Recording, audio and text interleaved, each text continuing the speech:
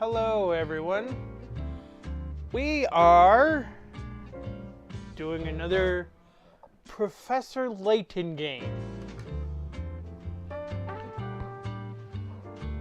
I know it doesn't look like Professor Layton. However, this game is an oddity.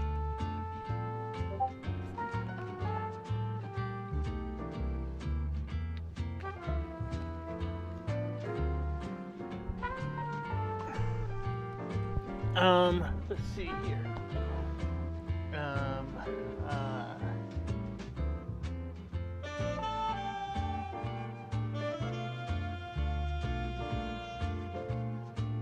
Alright, somebody tried to get a hold of me on my Stephanie Sunrise account. If they need to get a hold of me, they can talk to me right on stream. Alright, so this is actually a mobile game. Let me move my mouse off the screen. Or I cannot. You're gonna have to see the mouse. Alright. So, we're gonna play the game. We're gonna do a new game. Start investigating this file of case.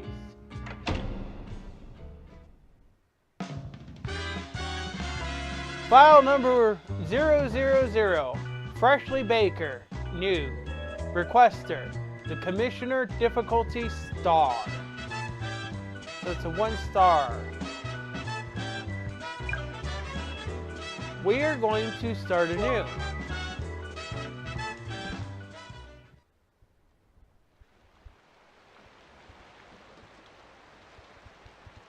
Four years on, and it still hurts. The heavens opened the night when I lost my way, when he killed me.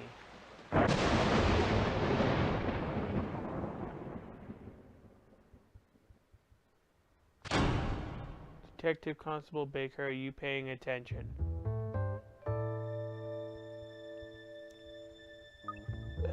Sorry, Deputy Commissioner.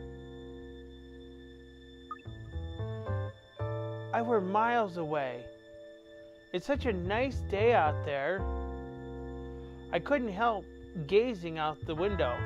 The writing on this is terrible. All this sunshine must be a good omen on my first day, don't you think? It makes no difference to anything. Maybe if you'd seen a lucky red bat. Anyways, look. Don't forget you've been assigned to what can only be described as back office. I wouldn't be at all surprised if it's closed down tomorrow, quite frankly. But it's where all the other cases that no one else can solve get sent, isn't it? Where's the real stinkers? Get cracked.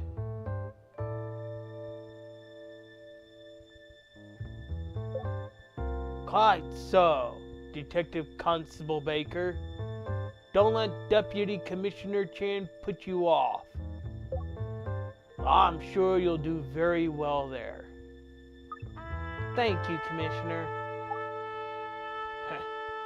You'll have to work very hard to prove yourself, Baker, considering your performance up to now.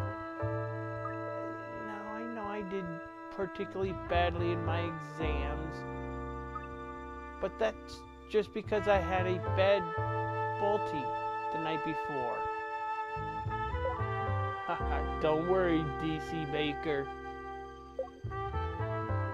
I'll put you with a very special inspector. He won't let you put a foot wrong. Hi, R3D Gaming. Well, I appreciate the like.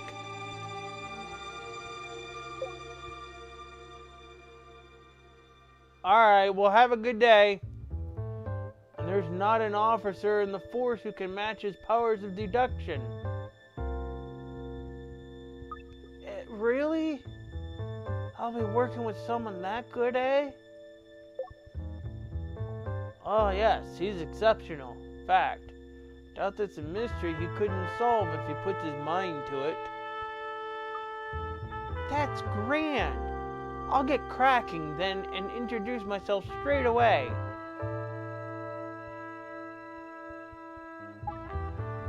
Are you sure about this, Commissioner? He's so unstable. You could be putting her in danger. You just have to have faith. For all his faults, I still believe in Effendi Layton.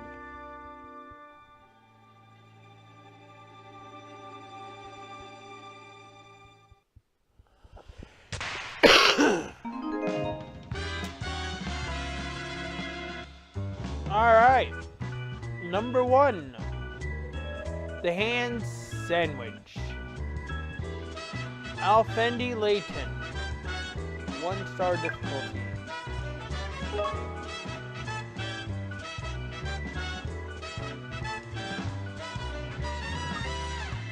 I'm dead sorry I'm late. I'm the new... Oh, where is everyone? Well, seeing as I've got the place to myself, might as well have a practice. Aha! The true culprit of this crime is you!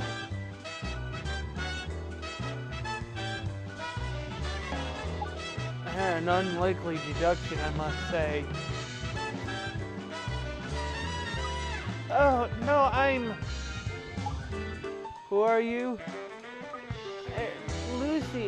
Baker. Lucy Baker. I've just been assigned to this office. Ah, yes. I do seem to recall reading some memo about a new assistant the other day. Hey, Phoenix. That's me. Pleased to meet you. I don't think I caught your name. Oh, yeah, sorry. I haven't introduced myself yet, have I? I'm Effendi Layton, Inspector Layton around here. But please, don't feel obliged to stick to the formalities when you address me. Yes, this is...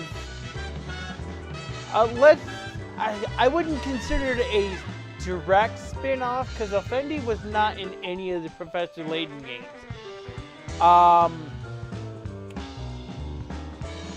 But he's related somehow. Oh, well then. Seeing as you'll be showing me the ropes and whatnot, how about I call you Prof? I'm not entirely sure that's appropriate.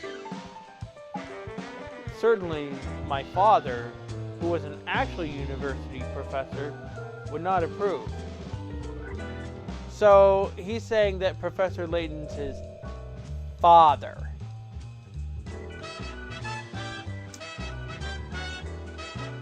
Which means the family tree is getting quite interesting. Not only do we have the son, Catriel is his daughter. Interesting. Well, you did say there's no need to stick to formalities, didn't you? Prof it is then. Just bear in mind that I haven't yet decided if this will be a permanent position for you or not.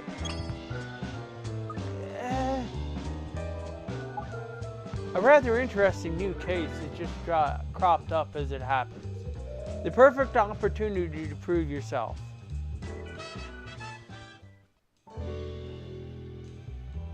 That's how I got started working with the prof. First case, we're at a hotel in a popular seaside town. A young lass were killed on the balcony of her room. There were 3 suspects.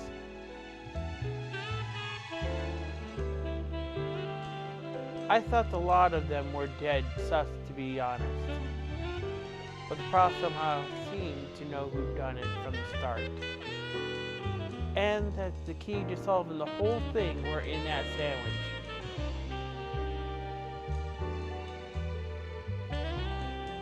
The hand sandwich.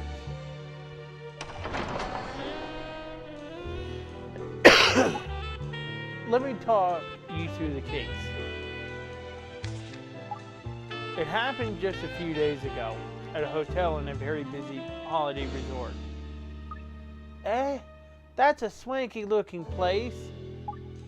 Yes, it's a 5-star hotel with a wonderful sea view. Unfortunately, on this occasion, it was also a scene of a murder. Oh, a murder, eh? Yes, the victim was a woman by the name of Sandy Aldrich. Victim, 23 female, murdered while on holiday with lover, a well-off and well-to-do young woman whose immaculate appearance belied a checkered history with the opposite sex. Though she has stayed at the hotel alone on several prior occasions, this time she was with her lover. On the afternoon in question, Miss Aldrich contacted room service to order a sandwich. It was the bellboy, Mr. Zach Curry, who brought the order to the room. He's the first suspect. At Miss Aldrich's request, he took it out to her on the terrace. After Cordery left the room, a man claiming to be Ms. Aldrich's lover turned up. Claiming to be? Yes, this is where it gets a little complicated. You see, the man who turned up at the hotel that day stubbornly refuses to identify himself. Sounds pretty guilty if you ask me. He let himself in using the key card that she'd sent him. So he never saw or spoke to the victim in the room then? If you believe his statement, yes. That's what he's saying. I don't know. Withholding his identity? That's dead fish. Yes. Anyways, let me tell you the rest. The supposed lover of Aldrich put the "Please make up my room" sign on the door handle as he left. That brings us to the next suspect, a hotel cleaner who saw the sign and went in to clean the room. Her name is Vera Wisposky. She started to clean the room as normal. At some point, she drew the closed curtains back and noticed that Aldrich was outside on the terrace. Seeing her slumped over the table, it seems Wisposky thought that Aldrich had just fallen asleep. But sadly, that wasn't the case. She'd been strangled to death. And she lay there with one hand inside the sandwich she'd ordered. A hand sandwich? Yes. Aldrich's hand was sandwiched between the 2 slices of bread, along with the other fillings. Whatever could that mean? If you manage to work that out, you'll pass my test. Oh, well, I'll do my best. Good. Right. Well, let's see what we have on the suspect so far. Okay, I'm all ears. As I've said, we're looking at 3 possible suspects. Firstly, the mystery man who claims to have been the victim's lover. He does admit to having been in the room at around the time of the murder. However, he claims he never saw or spoke to her. So you think she were somewhere else then? Either that or she was on the terrace and he simply didn't notice. It seems the curtains were closed when he came into that room. I've already confirmed that it's impossible to see anything on the terrace with the curtains shut. So you think he'd figure it out? I mean, you know, wouldn't you, if you were lovers? And he won't tell us his name. Come on, do we really have to look any further? It were him. Let's just move on to the next suspect, shall we? Before making any rash judgments.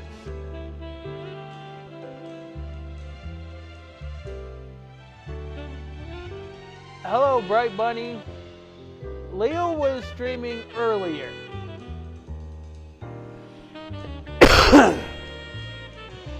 He did all the football games. So the bellboy, Zach Carrier, he's the one who brought the sandwich the victim had ordered to her room.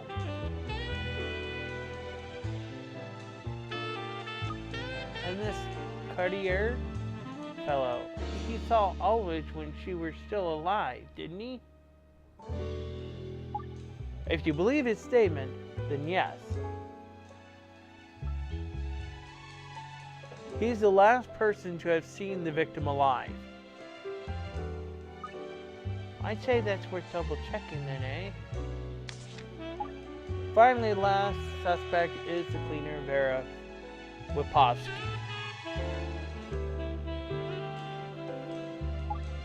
She saw the service request sign on the door and entered the room to clean it, then discovered the body. The one who discovered the body, eh? Fishy. And that's everyone who's under suspicion. Tap check files on the top right to peruse all the files with info on the case that you've gathered so far. The most intriguing thing about this case, of course, is why Aldrich's hand ended up in her sandwich. Aye, that's Sarni's a right brain teaser and no mistake. Obviously, it couldn't have just happened by chance. It clearly has some meaning. Okay, I follow you.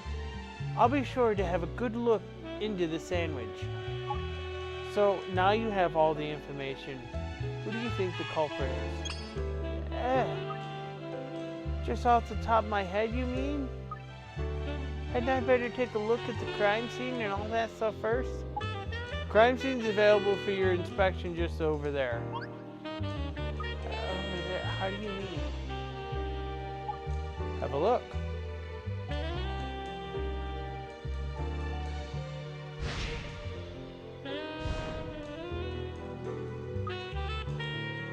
By Prof? What's this? This is a reconstruction device. It faithfully reproduces any crime scene right down to the minutiae. It completely eliminates any need to leave the office and travel to the real scene of the crime. I had no idea modern policing were so advanced. Well, actually, you won't find a machine like this anywhere else. It's one of a kind. So, shall we get down to the actual investigative business now? I'm expecting a visitor soon, so I'll limit you to 5 minutes, I think. What? Just 5 minutes?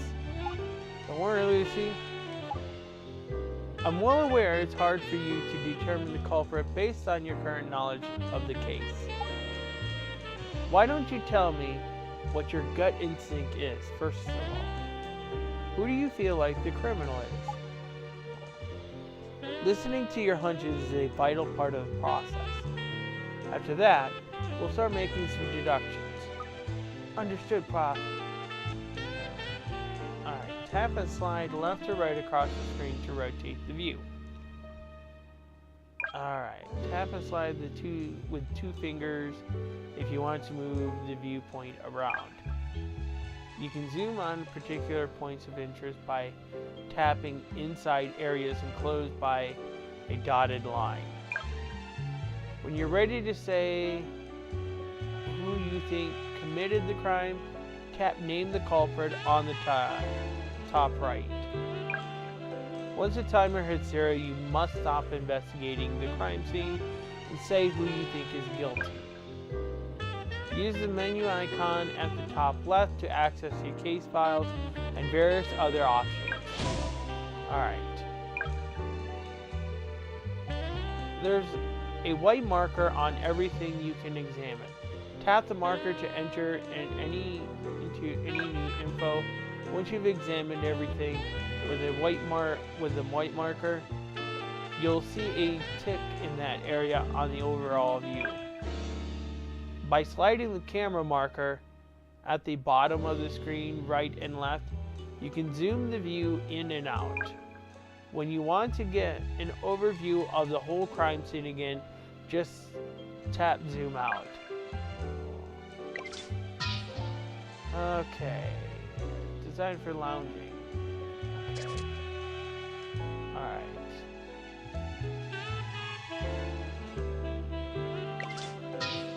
Curtains. French doors.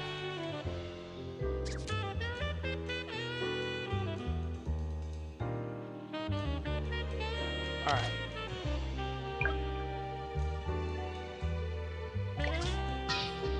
Okay, we have the corpse, table, fried fish.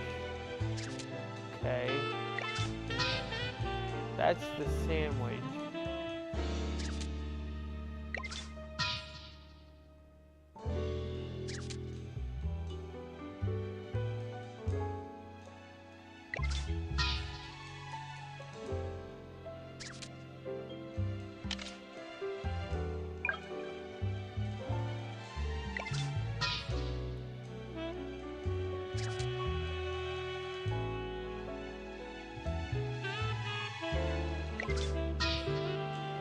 Okay.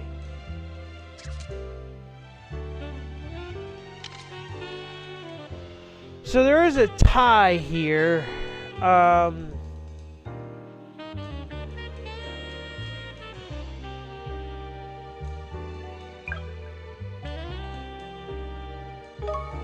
Okay. So let's hear who you think is the most suspicious.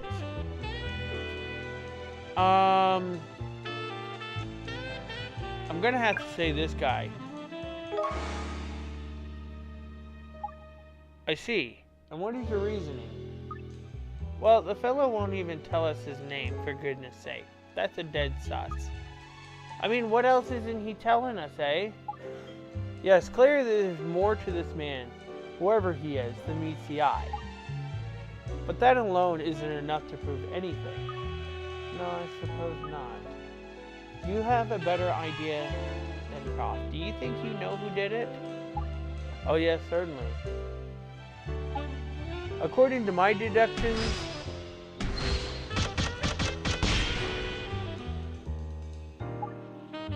I'm 97.6% sure of the killer's identity.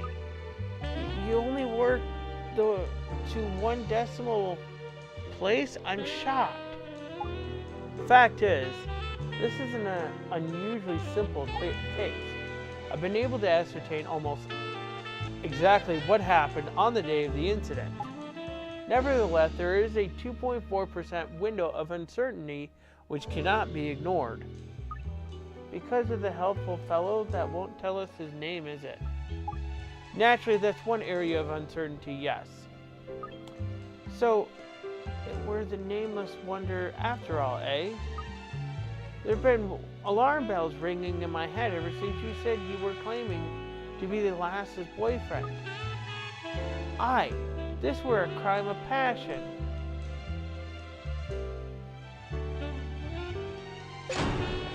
What?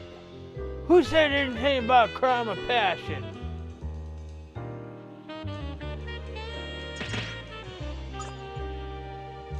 Aye, it's him, the killer.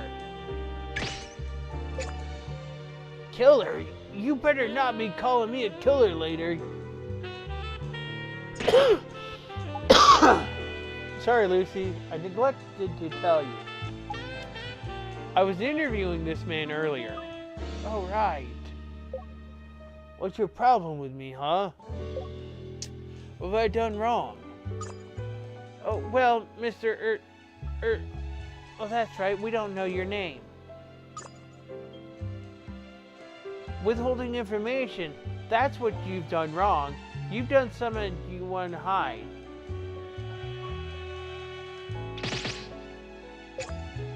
If you haven't got the brains to see why I'm doing this, I feel sorry for you.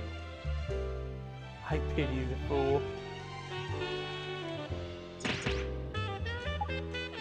Now, let's all try to remain calm, shall we?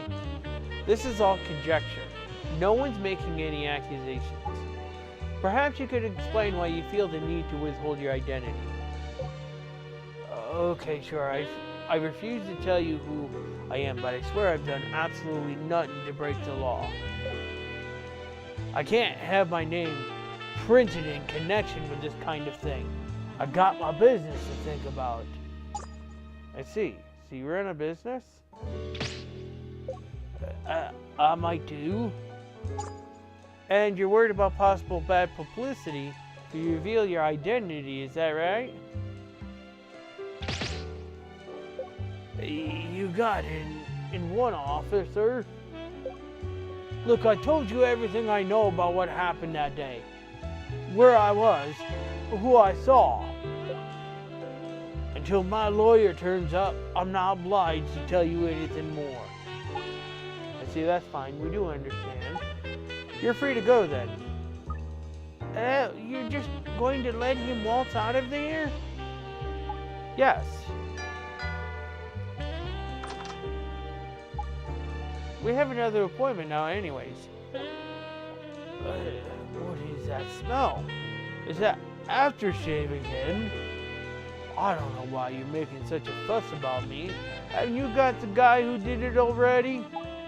Actually, we've yet to make a firm decision on that. But I'm good to go, right? Just don't go too far. Not until we've got this mess sorted.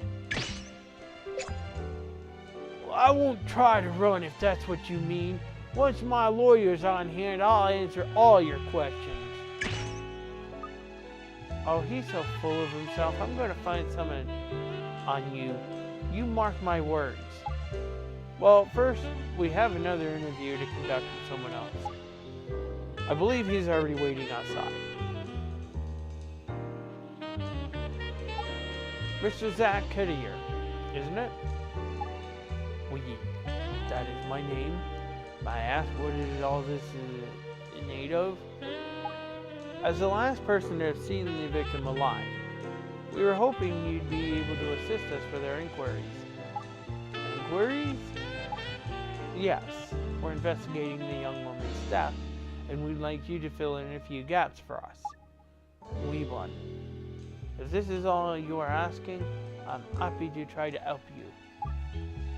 As it happens, I am a great fan of crime fiction. I have many things to say about this case, Inspector. Well, we'll look forward to hearing your opinions, Mr. Cuddier. Example. Something, Vera. You know, the cleaner told me it is very strange. It is about the sandwich. Aye. The hand sandwich, eh? There were a piece of fried fish just next to that caught my eye. Very sus if you ask me. You have noticed. Bravo, mademoiselle. You are a detective par excellence. Sorry to disturb you, Agatha Christie convention. Sorry to disturb. God damn you. If we can establish how Miss Aldrich died, we may learn something about the sandwich mystery in the process. Of course, this is elementary detective work. N'est-ce pas, Inspector? Grand idea, Prof. So, Lucy, let's get this investigation underway, Right you are.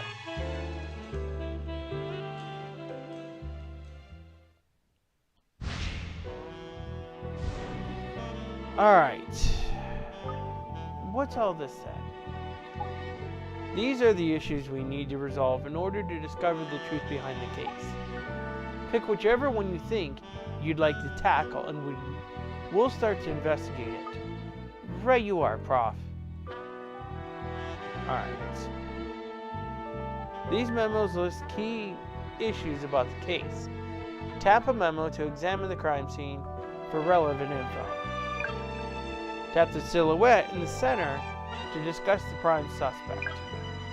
If you just need to do some more general investigating, tap crime scene at the bottom left. Alright.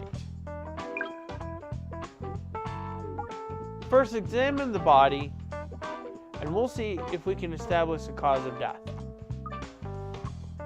I'll get on it right away.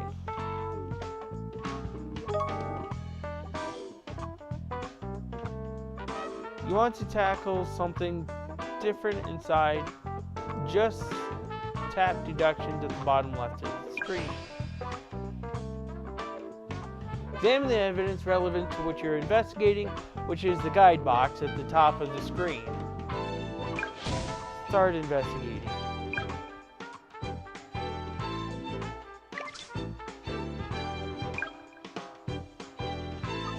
So this is Miss Aldridge's body. It looks like posterior strangulation. You're familiar with the terminology, are you, Lucy? You know what posterior strangulation is. Tap back at the bottom. Yeah, there's a lot of instructions. Squeezing someone's posterior string. This is throttling from behind.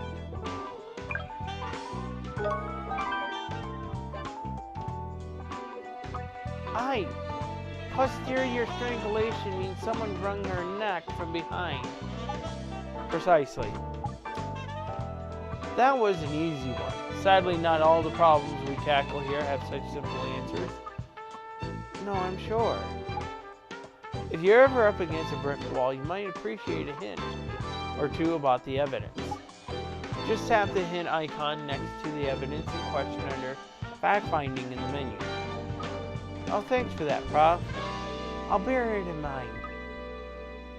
Menu fact-finding, then tap the hint icon. Got it. What about the murder weapon?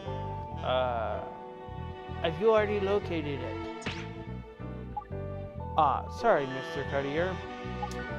Yes, according to the report, they did find the murder weapon at the scene. Let's see if you can uncover it too, shall we, Lucy? The murder weapon. No problem. Alright.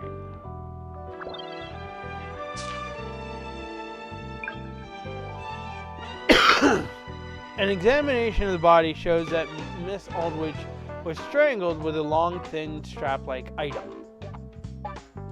The murder weapon should be on the scene somewhere. So that's what you're looking for. I'll find it, Prof. Don't you worry.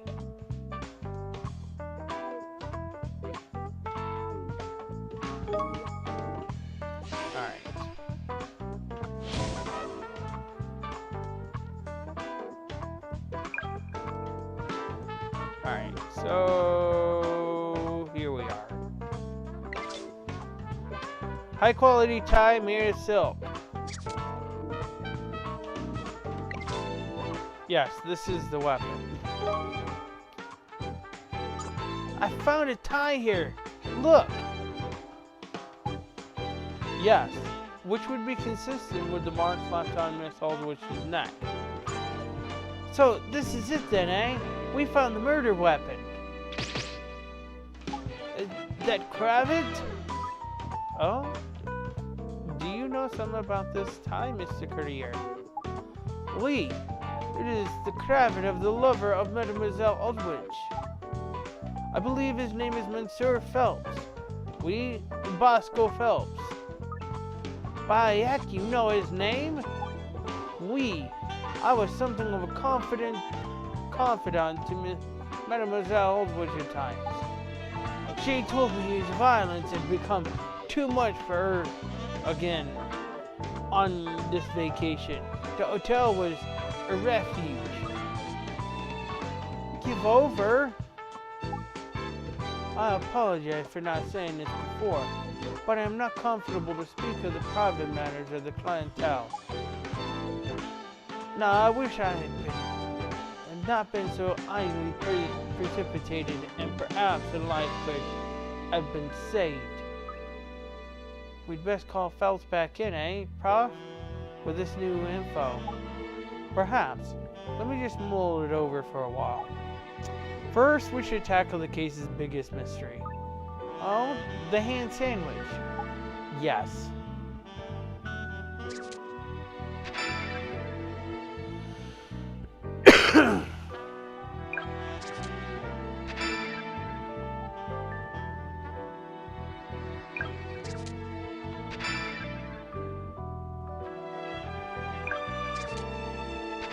Oh man, there's a lot of updates. Jeez. Alright, let's do the hand sandwich. The victim's body was found with her hand thrust among the ingredients of the sandwich she'd ordered. Dead fishy, that. This is of vital importance. Let's examine the sandwich first and foremost. Then we'll try to establish what her hand being inside is telling us.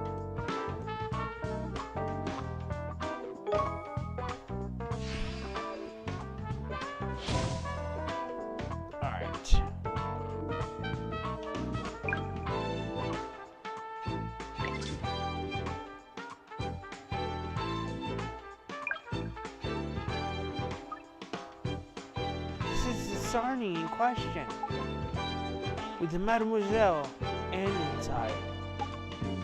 An intriguing scene indeed. Perhaps it is some kind of dying message on. As I said in my statement, Mademoiselle Aldwood shared my passion for crime fiction. The idea of a murder victim leaving a dying message would not have been strange to her. You mean like some sort of clue to the killer's identity? How exciting. A message? That's an interesting idea. I'll just adjust things so you can examine the sandwich in more detail. Excuse me a moment. There.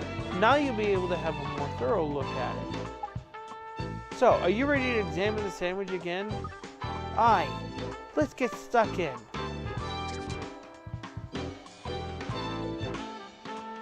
Whenever there's something new, yeah. I just want to get to the investigating. Alright.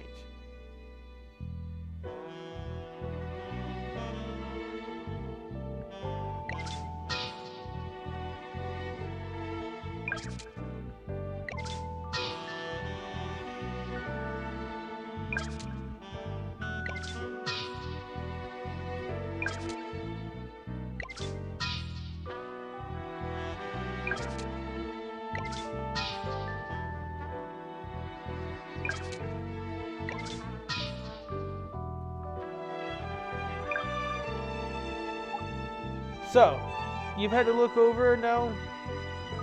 Aye, that I have. What is the reason for her hand to be in this sandwich? I wonder if it's not why her hand is in there, but where her hand is in there. If you see what I mean. Trace interesting. Apart from her hand, it is a sandwich of pickles, eggs, and yes, but let's take another little tack. Can you think of what Miss Aldrich might have been trying to convey this dying message of hers? What was Aldrich trying to convey with her dying message?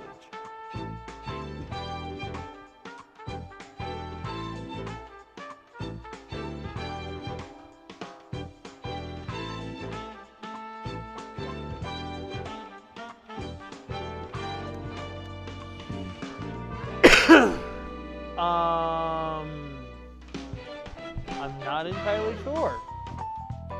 That's a good question.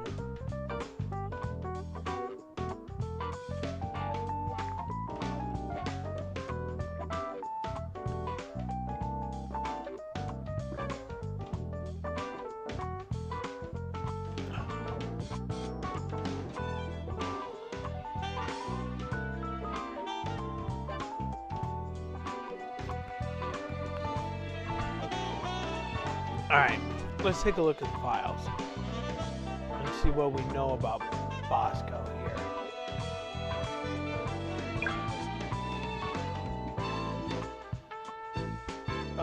Bosco Phelps.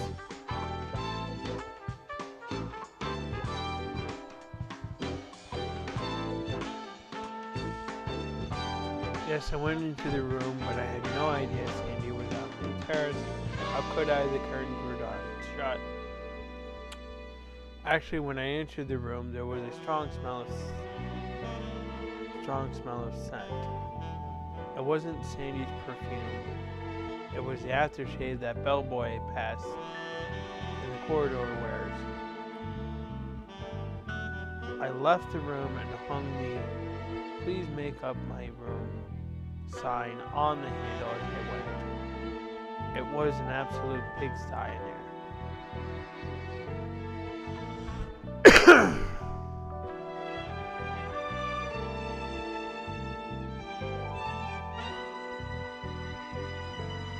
Delivering the order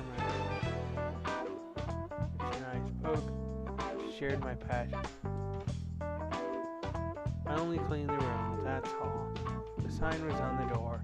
All the doors lock automatically when they close, but I have master keys.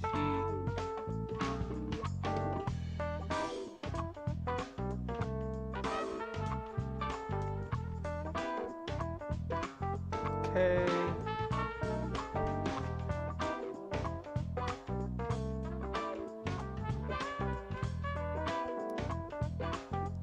But I don't know what his job is.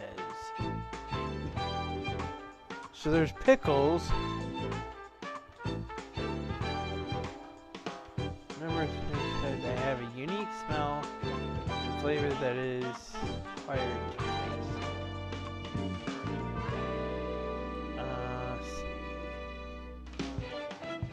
It reeks of pickles.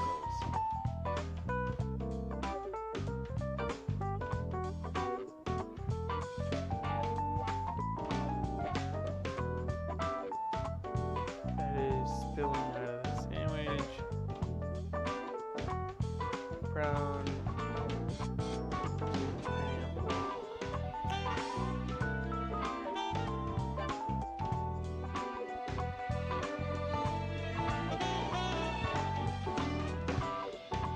Fried fillet of white fish is covered in pickle juice. Originally part of the sandwich, but removed from unknown reasons.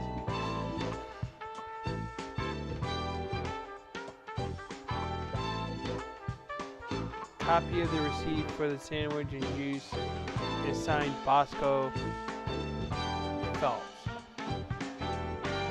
but the handwriting is old legend.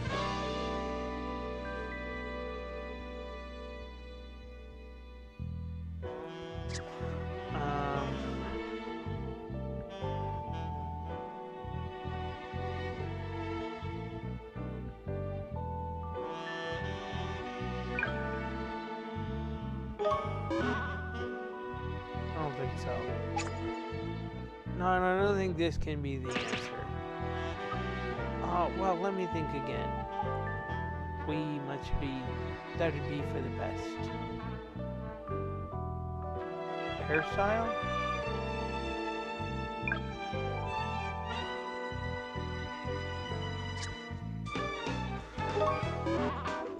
Still wrong.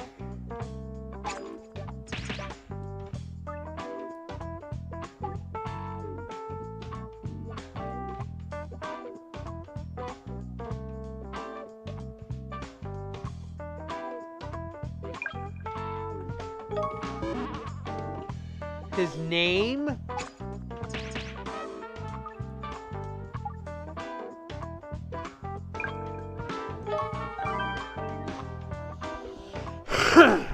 And why do you think that?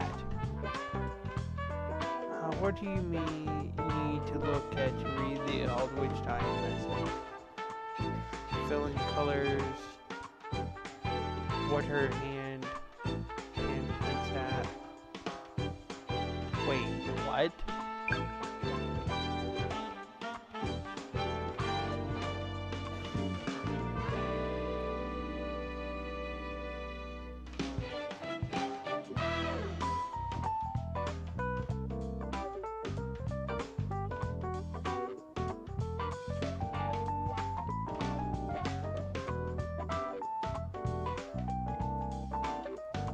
Doesn't seem.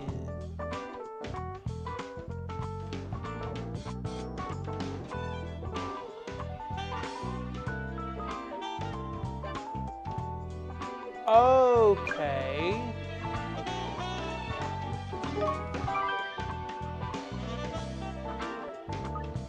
I've got it. By X. She's spelling out the killer's name with the filling of her sarnie. Of course, the first letter of each of the ingredients. Magnifique. First we have pickles, then and egg, lettuce, pineapple, and finally smoked salmon. So we do. Whose name does that spell out then? Bosco Phelps.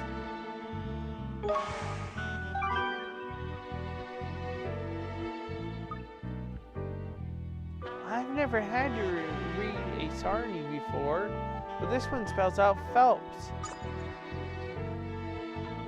She were trying to tell us it were her boyfriend, Bosco Phelps, no question.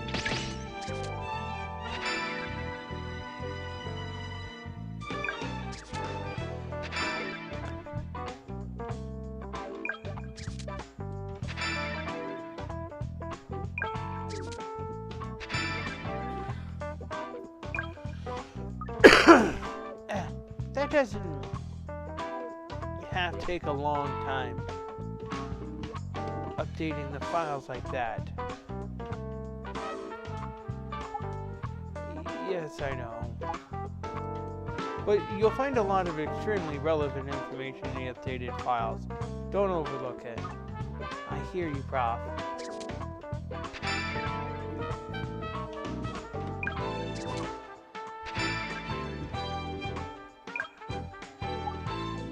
As soon as we have identified the killer, Bosco Phelps is guilty of murder. You must arrest this most violent criminal at once. Alright, well now that you pointed it out, why does that make sense? Because now I'm starting to question the fact is that why was that a particular fact that you had to point out? Don't you worry. Well, it seems we've reached a conclusion then. Thank you very much for your assistance, Mr. Couturier. It was my pleasure. I always like to help to see the justice is done.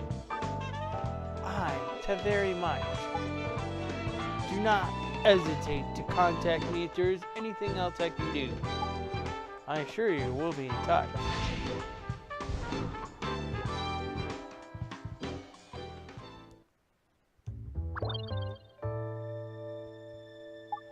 So, we know who the culprit is now, correct?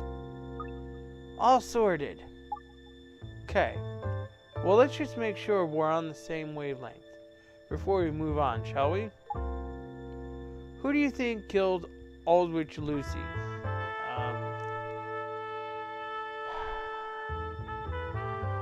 Everything points to him, though.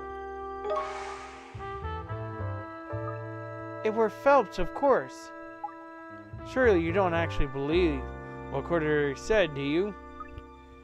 What? No? You couldn't be further from the truth. You've fallen straight into the trap set for us by the true culprit. I have? Yes, take some time. Have another think about it. And then give me your answer again. Who killed Aldrich?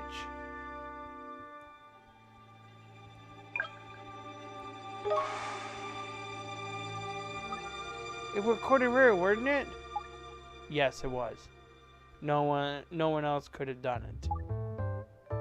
You only have to look at the heavily contrived dying message to see it. It were a bit too good to be true, eh?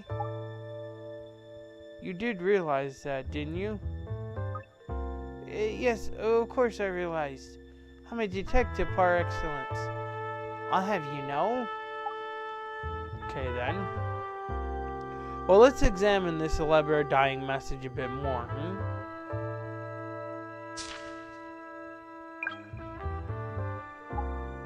The so-called dying message that names Phelps as the culprit is clearly a fake, concocted by someone who did not know the man very well at all. Someone like Covert, you mean? Yes. There's even evidence on the scene to support that theory. I suppose you're expecting me to find it, are you? An excellent deduction, Lucy. Get to work then.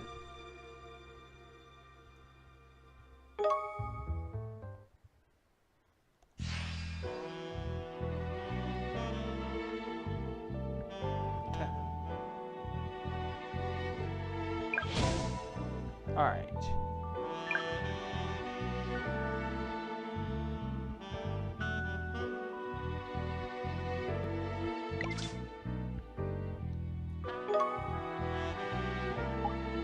No, that's not it. You're looking for something that shows the dying message is a fraud. Right, then I'll get back to snooping around then.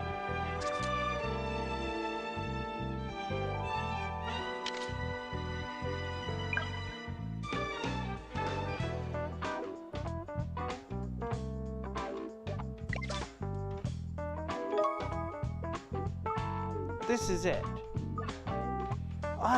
This receipt's a dead giveaway. It clearly shows the dying message can't have been left by Aldrich. That's right. I'm glad you spotted it.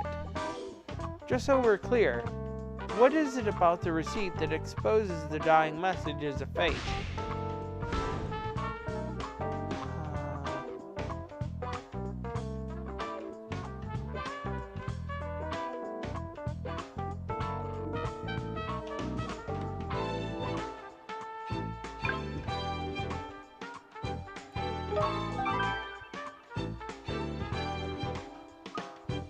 The receipt's been signed by Aldrich, but she forged her fellow's name and written Bosco Phelps.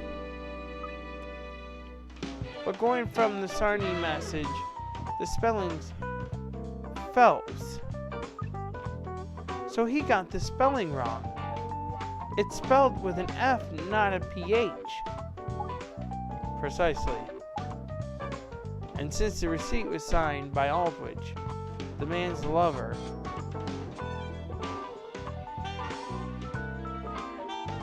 we can be confident that's the correct spelling. Which proves that the dying message and his sandwich weren't Aldrich's work at all. That's right. In the interest of being thorough, could you verify the correct spelling with the man himself? I'm sure if you explain why it's so important, he'll cooperate with you. Aye, leave it with me, Prof.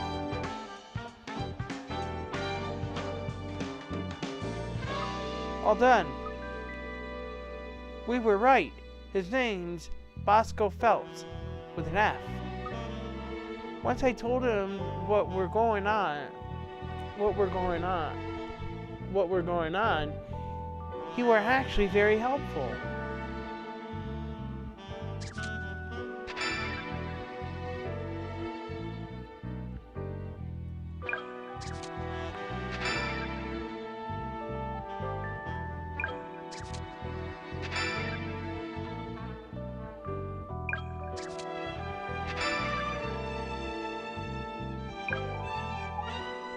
Good.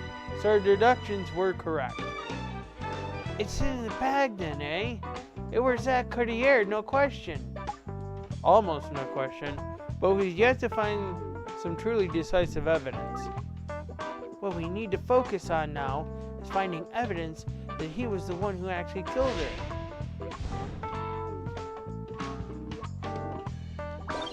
Okay.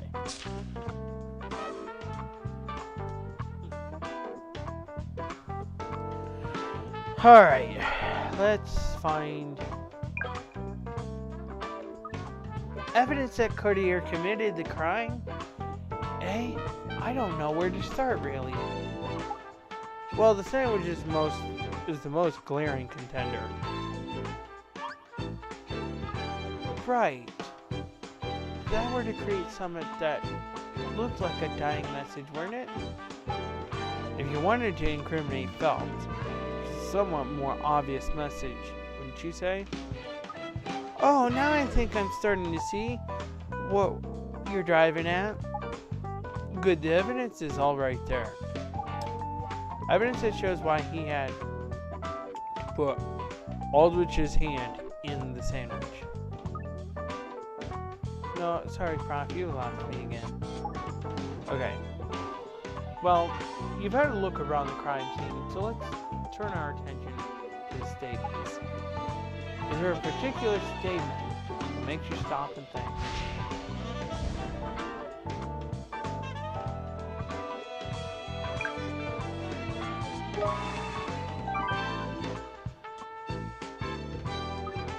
Well, all this talk about perfume and aftershave, and that in the statement seems a bit odd to me.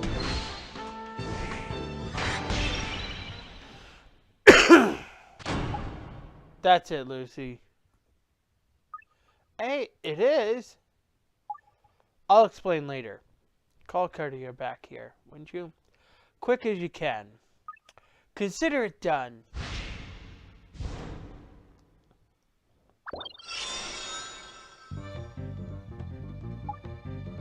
We now have enough evidence to prove Cartier committed the murder. This time we'll crack him.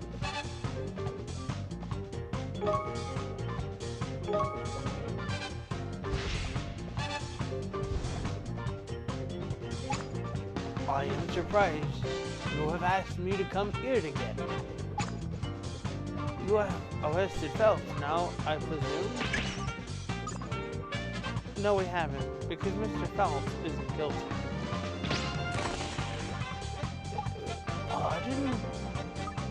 Mr. Phelps didn't kill Miss Aldrich. No, the real killer is...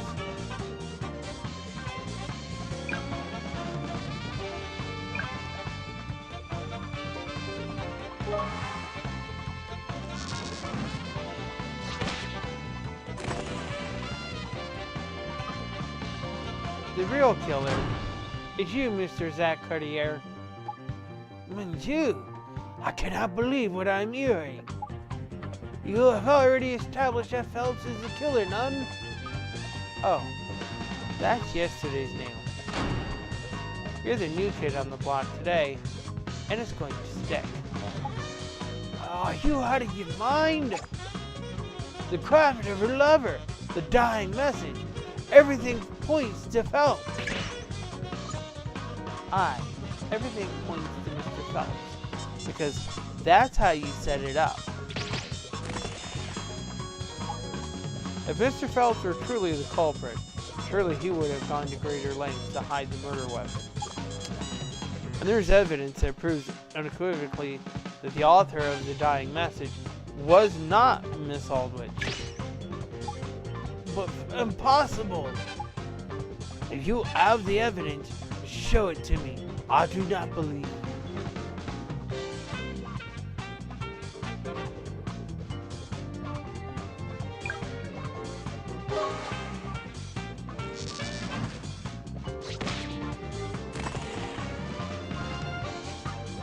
This receipt is the proof.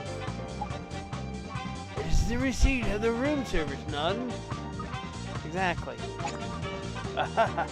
It was I who gave this paper to the woman in the first place. What can this possibly prove? Have a look for yourself. You may notice it's signed Bosco Phelps. We hadn't... No, none! You've seen it now, haven't you? Phelps is spelled with an F, not a PH. And the signature was penned by Miss Aldrich. It's hard to imagine she would have got the spelling of her own lover's name wrong. Must we? In normal circumstances, you are right, of course. But the sandwich was Miss Aldrich's dying message that she has created while she was being murdered. In these circumstances, it is no surprise that she has a petite ever. She was in a panic. True, that wouldn't make perfect sense. But if Miss Aldrich was in a panic, then something else she did doesn't make sense at all. And what is that? A certain piece of evidence should make everything clear. Lucy, do you know what piece of evidence I'm referring to?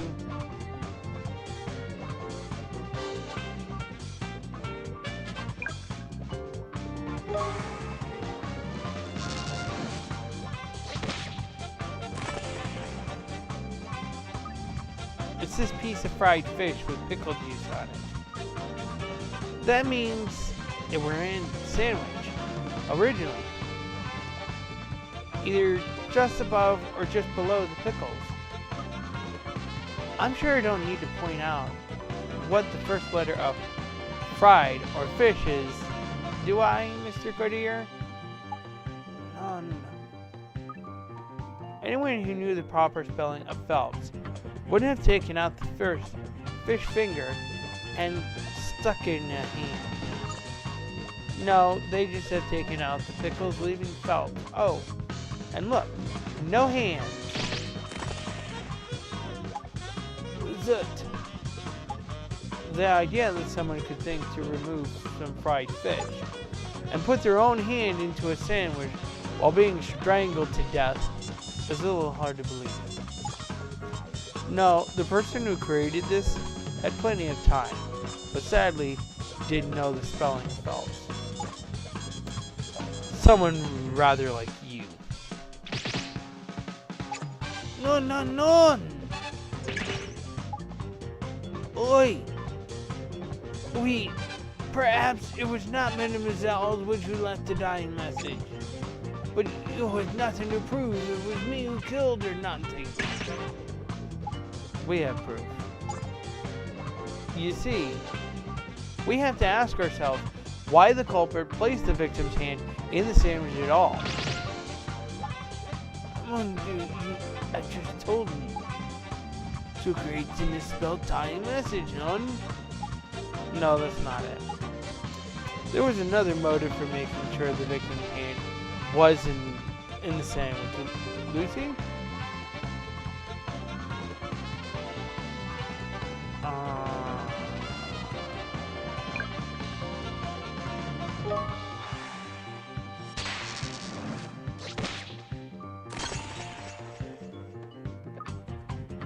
You wanted to mask the smell of your aftershave that were on Miss Aldrich's hand.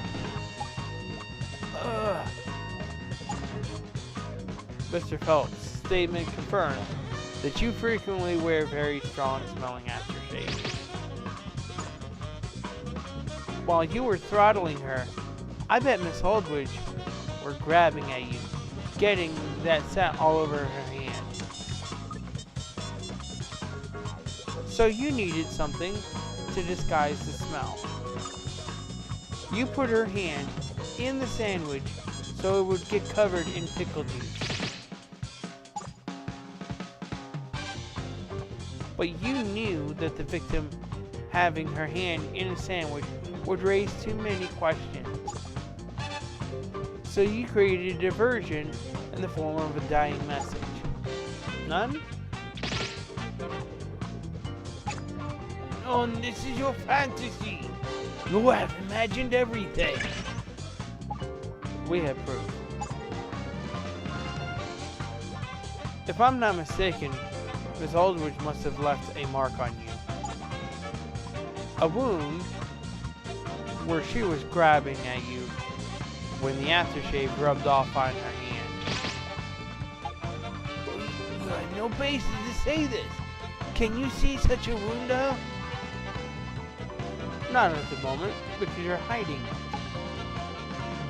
You're hiding it.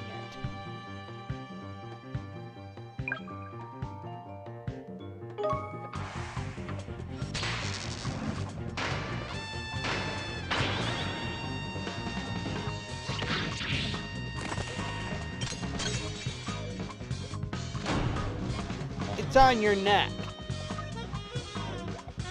That's the normal place where folk apply aftershave. There or on their wrists. And I noticed something about you the very first time I set eyes on you. That unusual way in which you wear your neckerchief. Granted, it's just a theory. But I'd be willing to bet you're wearing it like that to cover up a wound. No. The wound is... So you admit it. There is a wound then. We'll be able to compare the shape of the wound with Miss Aldwich's fingers to ascertain the truth. Unless you'd rather spare yourself the embarrassment and admit to it now. None.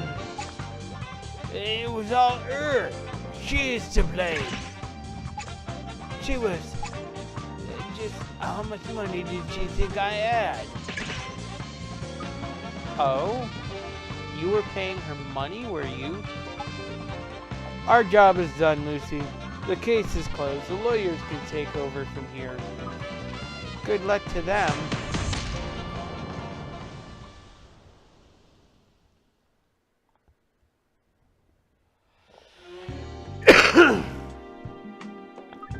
We cracked it! Yes. Thanks for all the effort you put in, Lucy. Oh, you know, we're not. It's a rather exciting place to work, wouldn't you agree? Hi, a bit too exciting. I was wondering, Lucy, if you'd like to stay on and be my assistant on a more permanent basis.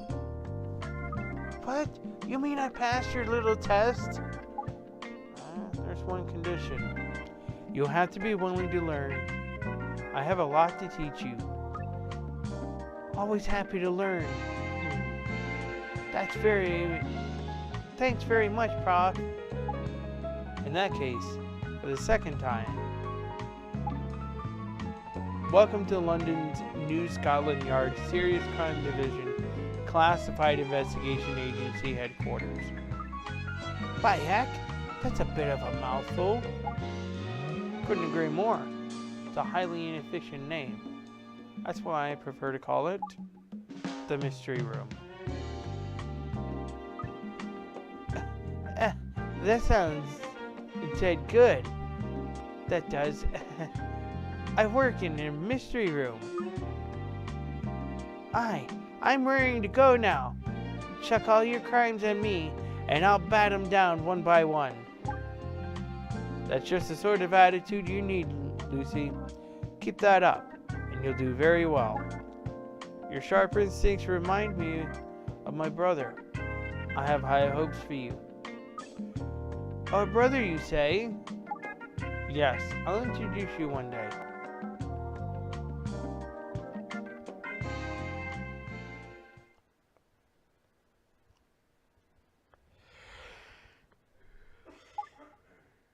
Yes, that's right. I've assigned a young woman there. She's completely inexperienced, but of course, I'll continue to keep a close eye on things.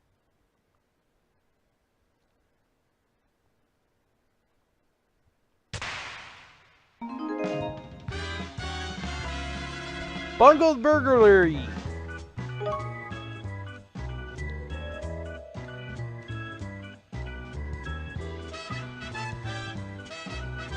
Ow. Shoo. Fendi. Not here. Can I help you, miss? Oh, Al's got a young woman in here, you see? My name's Florence Sitch. Achoo! I work at the lab. Oh, hello, Florence. You're actually on time today, see? Not funny, Al. You should be ashamed of yourself, bringing a woman back here. No, I just started work here. I'm Lucy Baker. Oh, new blood, is it? Well, anyway, enough. Achoo! Preamble, I want you to look into a case. I sent our lab report over already. It's not like you to ask for help with a case, Florence. Is it especially puzzling? As clear as a test tube. A burglar broke into a flat. Phew! Killed one of the residents. Well, if it's that black and white, how come you want us to get involved? Because it doesn't add up. Oh? The suspect's as suspicious as they come. He's made a statement already, but I'm certain there's more to it than it's she meets the eye. I can't abide the thought of the case being closed before I dotted all the I's and crossed all the T's. So you want the prof to look into it and figure out what's niggling you. Is that it? Yes. Would you mind, prof? I'm not sure I like you calling me that, Florence. That's your only objection, I presume. You'll take it on, prof. If you promise to make that last time you address me like that. Al, you have it, deal. So, where's the file? Didn't I already say I sent it over? Oh yes, here it is. Yes, we'll start investigating this at once. Just know this. If you fail to solve it, I swear, I'll keep you calling you prof until the end of your days. Achoo! Lucy, we have to solve this case. Failure is not an option.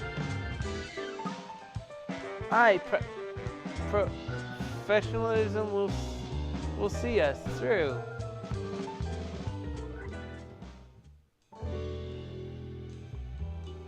It were a case that came up just as I started getting used to the mystery room. Happened in a fairly ordinary studio flat. We're used to seeing blood by now, and the male victim covered in it. Okay. There are 3 suspects. I remember being surprised by the clever trick the killer employed. Whatever the reason why the case stuck in my mind, I don't know. You see, this was the first time I ever saw the other side of bungled burglary. I kind of wish the dialogue was not that fast.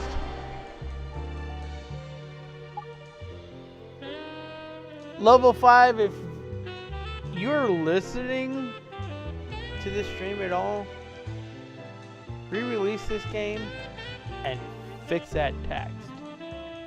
Right, let me tell you what we know. The victim in this case is a young male, murdered in his first floor flat. We've already managed to identify him, and he's something of a loose cannon. Hold on.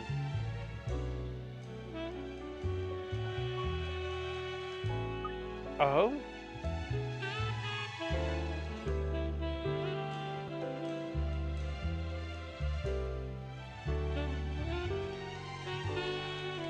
Give me a second.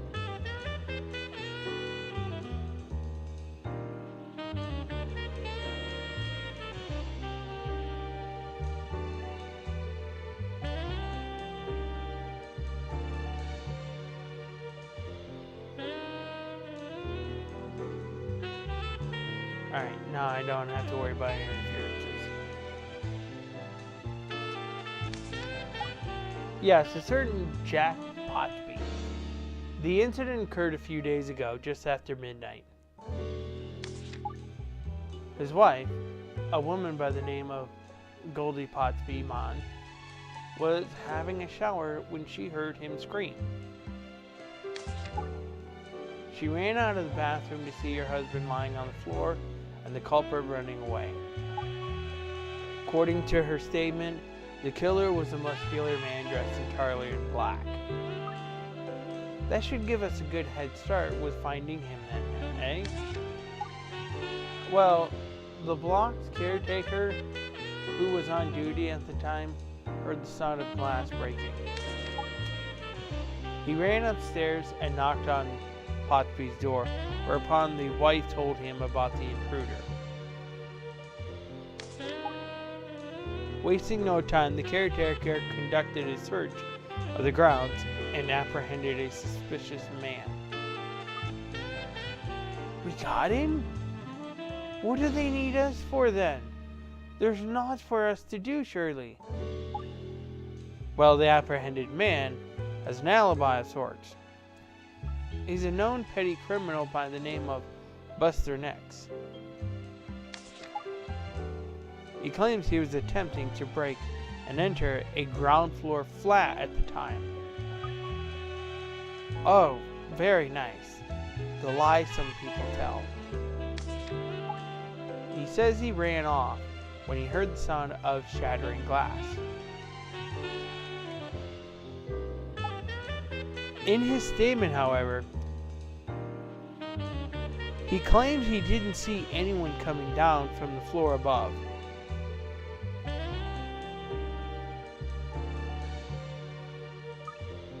Of course he didn't, because it were him that did it. The thieving numpties incriminated himself with that. I think not. If he wanted to deceive us, he'd be claiming he did see someone else running away, surely. Oh, I suppose you're right. That would make more sense. That's what's really bothering me. If you conclude Nix is telling the truth, things get very complicated. Don't they just... So, let's start making some deductions, shall we? Do you think you can determine who did it from the crime scene and witness statements we have? You're going to put me on to spot again, aren't you? I'll tell you what. First, let me fill you in on the three suspects. To start with, of course, we have the burglar, Buster Necks. Very suspiciously, he was caught in the gardens around the block of the flats immediately after the incident. But there's his statement. Don't forget, if he really is our man, then what he said doesn't make sense. Not quite. We must be careful not to jump to any conclusions. Next is the caretaker. His actions from when the incident occurred to when he caught Nix seems to be nothing but laudable. He could always have engineered it the way that way, couldn't he though? And finally, there's the victim's wife, Ms. Goldie Potby Mon. She claims to have been showering at the time of the incident and was the one who discovered the victim. Wow, what a stunner! Oh, really? Is she? Are you joking? Well, anyway, that's what we know about the suspect. Now, I've set up the reconstruction device to include all the info we have gleaned so far for your perusal. We're a little short on details for you to say with any certainty at this stage, but what's your gut instinct, Lucy? Who do you think the culprit is? Once you've had a think about that, we'll start trying to make some logical deductions. just go with your gut feeling.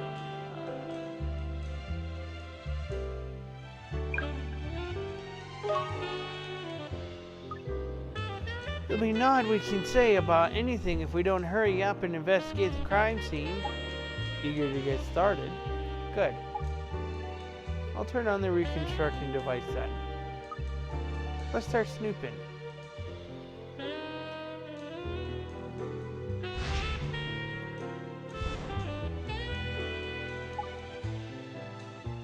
This is the flat where the incident took place. Have a look around. I'll only give you 5 minutes though. No problem. Okay. Okay.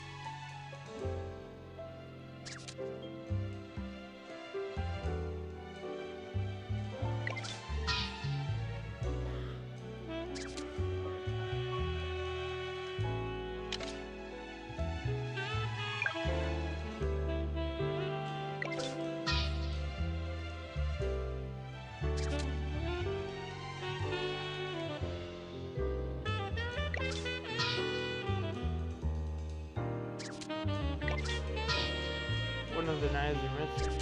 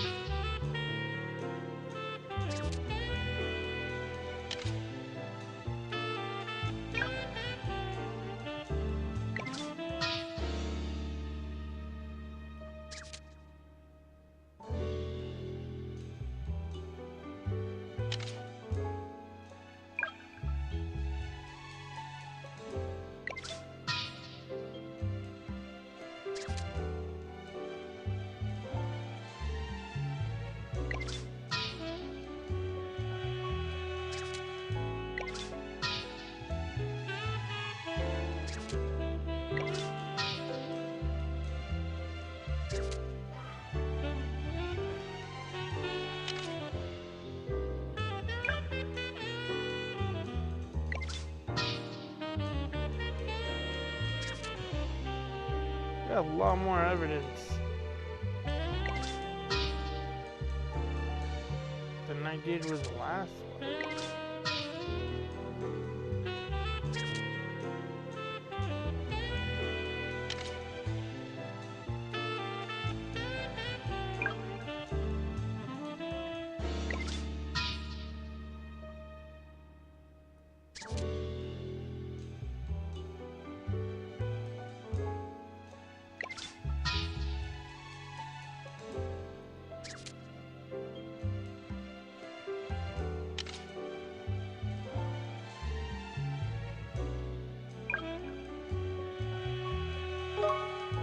I think, who do you think did it?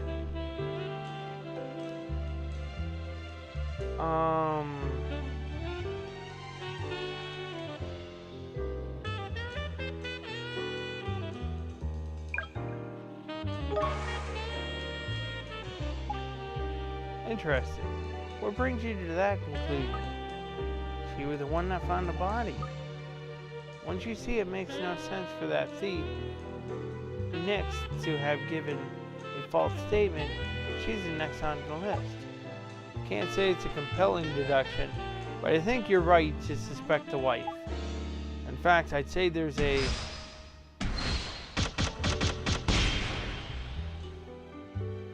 96.4% probability that Pospiman is the culprit. You're pretty sure of yourself again, aren't you, Prof? Well, there's still an uncomfortable 3.6% band of uncertainty that we must eliminate. I'll need to speak directly to the suspect in order to clear up one or two loose ends. I assume you mean our prime suspect, Ms. Goldie Pospiman. Aye. Though it's not officially related to this case, the woman has an extremely worrying history. She's had 3 previous marriages, every one of which has ended with her spouse dying.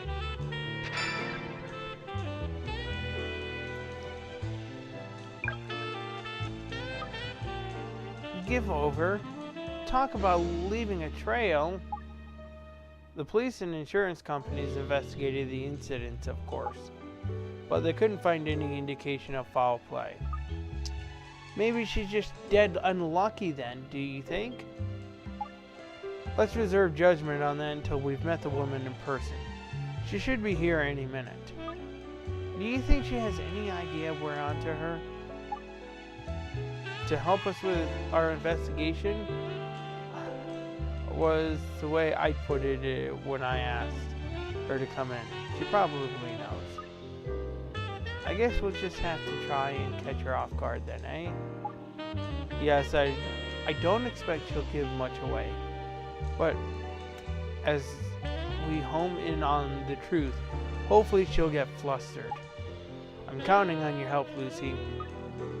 Well, it doesn't sound like it's going to be a walk in the park, but I'll do what I can. Good, because I believe she's here.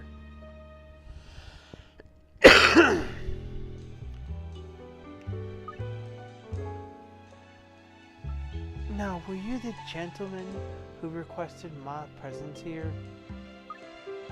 What the? Miss Goldie Pospiman. That is my name. Pleasure to meet you, I'm sure. And, who's this fellow with you? Well, I would have thought it was perfectly plain. Being here is my new man. Grrr. But you've got a new fellow already? But your husband's barely cold. Husband? Oh yes, I did have a husband. That's right. Talk about unfeeling. And what's that you got around your fellow's neck? A collar? Isn't it swell? I chose it myself. Grrr. Unbelievable. You can't do that. Well, I do declare the police interfering in a young lady's private affairs of the heart. No, that's not what I meant at all. Ms. Pospiman, we fully respect your privacy, and your relationship with this man is not a concern.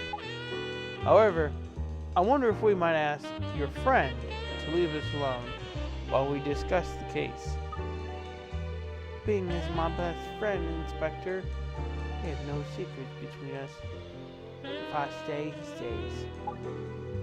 I'm afraid I cannot allow information about the case to be revealed to third party.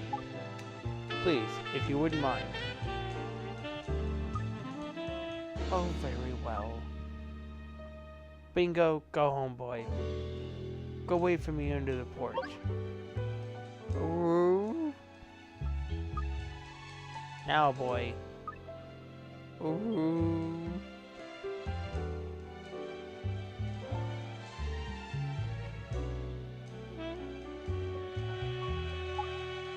Thank you. Now, allow me to introduce myself, if a little late. I'm Inspector Layton. And I'm Lucy Baker, the process assistant. And what is it that you want with little? I already gave the nice gentleman my statement. Why, everyone knows it was that no-good outlaw who committed this heinous crime. Indeed, as likely as that may seem, there are a number of issues we still need to clear up. Oh, really, Inspector? Yes. Well, 2 issues to be precise. Firstly, the exact circumstances of your victim's death. We need to establish whether or not he really was killed by an intruder. I've already told you I saw the intruder with my own eyes. Secondly, there's the intruder's point of entry. Exactly how did the culprit enter the flat? Why, through the window, of course. You need only look at the scene to know it. Have you ever read my statement, Inspector? Naturally, I've read all the witnesses' statements. So job to iron out all these little details one by one, you see. I hope you won't mind helping us. It would be my pleasure if it would help you bring that murdering outlaw to justice. Good. So Lucy, shall we begin our investigation? Aye. Let's get stuck in, Prof.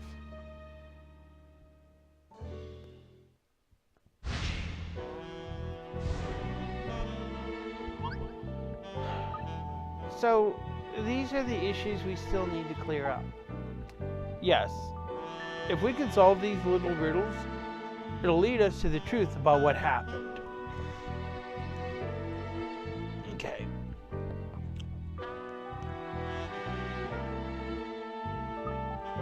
Why, they're both as plain as day. Perhaps we need to confirm they're as clear cut as the scenes. Lucy, where do you want to start? Let's see now. We'll start with the nature of the attack. We can't make any useful deductions until we've established exactly how the victim was killed. We should start by examining the body. Right you are.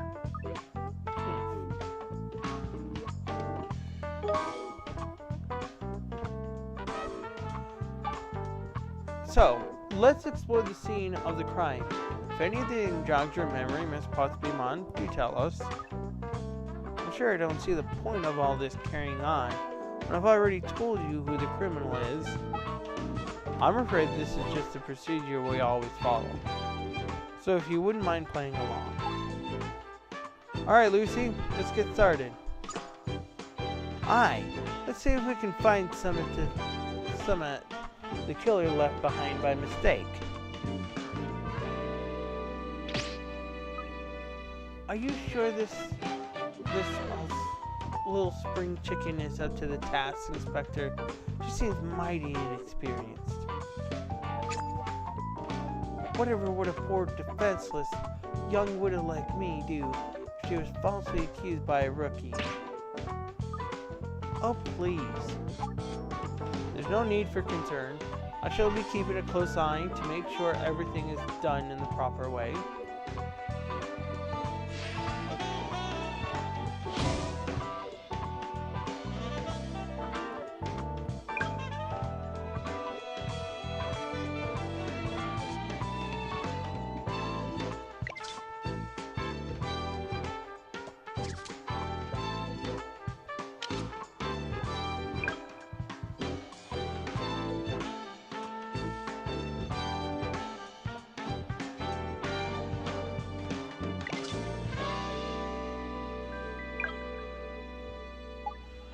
Right.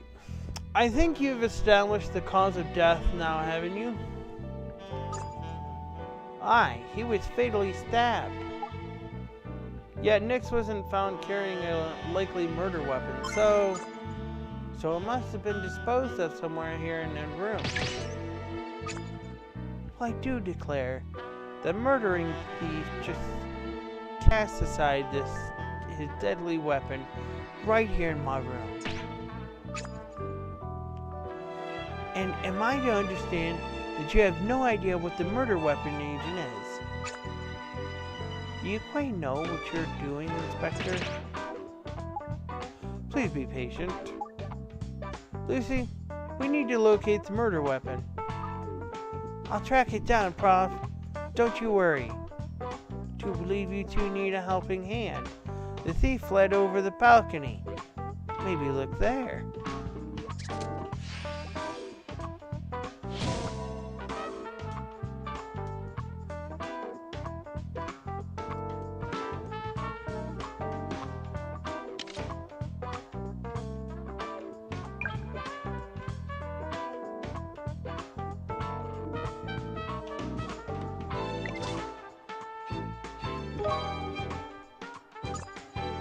There's some kitchen knives here, Prof. Could be the job. That would be consistent with the long, thin blade that forensics tells us the victim was stabbed with. Aye, he was skewered with one of these, all right in the middle of his back. Sadly not. That's not the weapon we're looking for. Oh, why not? An officer already found these knives and forensics has examined them for traces of blood. None was found. In fact, they look almost brand new. I'd say the inhabitants of this flat rarely cook. Now, Inspector, whether we cook for ourselves or not is surely none of your business. Oh, pity. I thought I were on to something with that. I'm beginning to feel like you will never find the murder weapon at all. On the contrary, we will most certainly find it. Lucy, let's keep listening.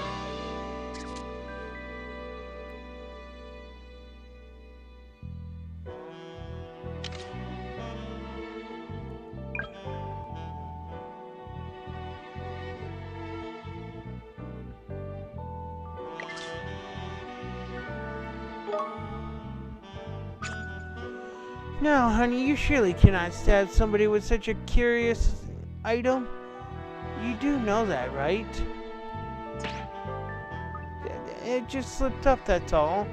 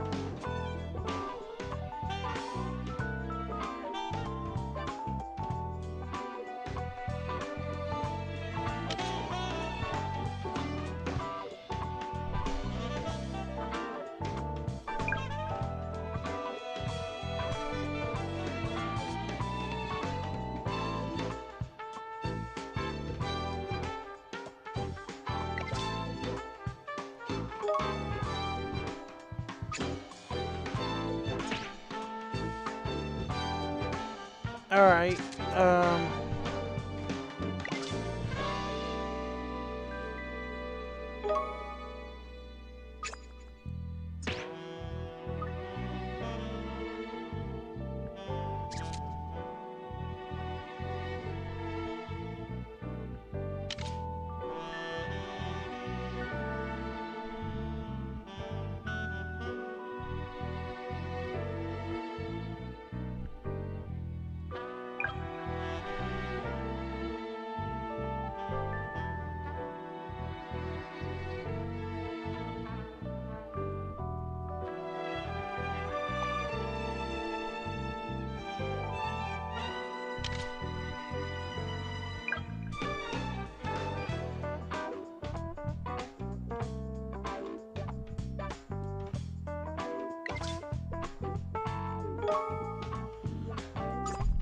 these shards of glass are pretty sharp, Prof. You mean one of the larger ones could have made a makeshift weapon? That's what I was thinking. Aye. Yes, the investigating officers had the same idea. So forensics studied every contender. Yep, here comes a but. But none of the shards matched the size and shape of the victim's wound. I knew it.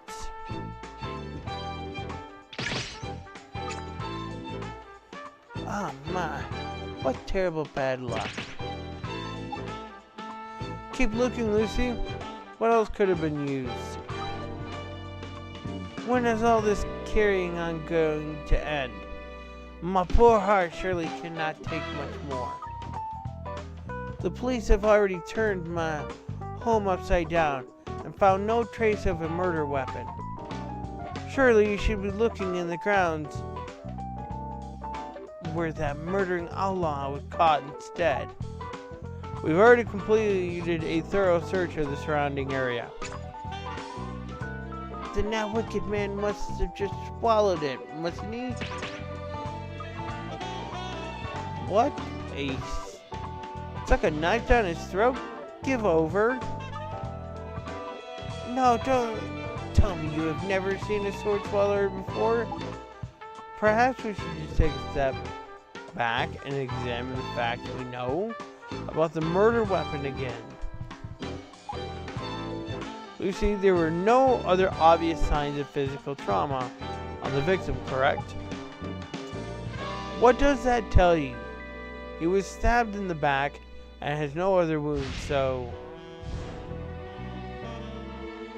What were the circumstances of the stabbing?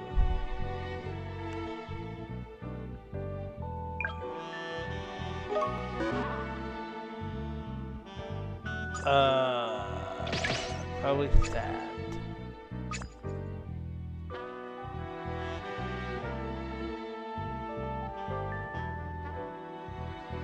Okay. That seems a little unbelievable to me, Lucy. Oh, shit. Okay.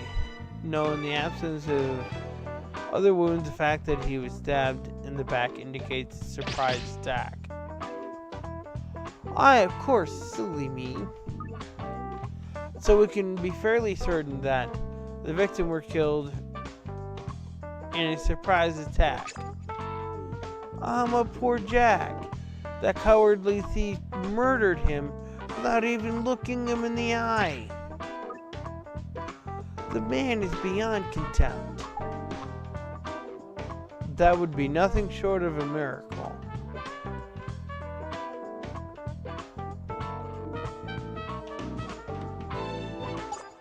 After all, we're talking about a complete stranger entering the room.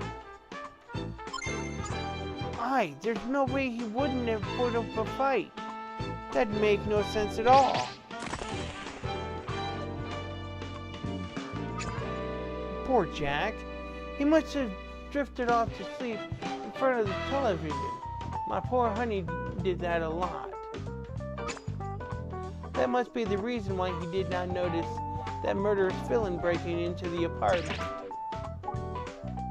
That's an interesting new piece of information. We'll file it as a witness statement if you don't mind.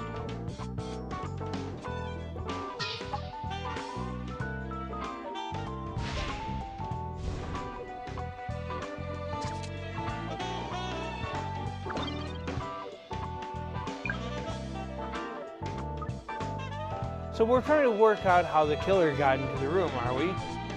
Are we? That's right. Now I'm quite sure that it could not be more plain. Why, you only need to look at the shattered glass to know that the outlaw came in through the window. And that's the only possible way in, is it?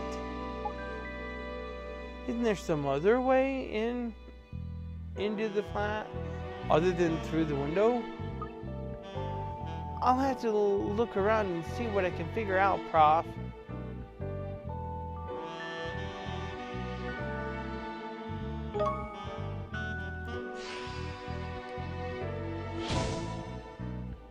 Alright.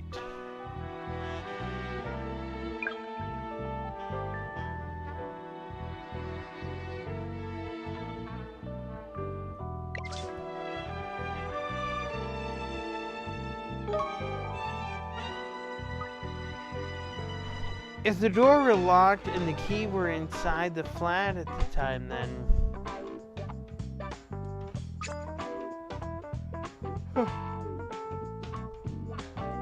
then it's plain to see that the outlaw did not walk in through the front door, as I've already said, which I do declare brings us back to the window. The murdering thief broke in through the window and stabbed my poor Jack in the back. I find that hard to believe. Lucy, what do you think?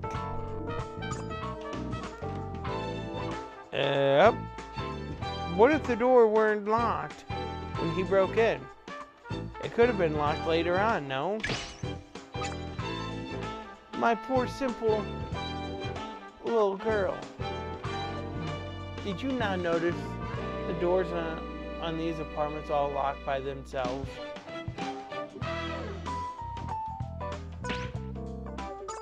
Then maybe someone let him in. How about that? I can assure you I'd never set eyes on the man before, and neither had my husband.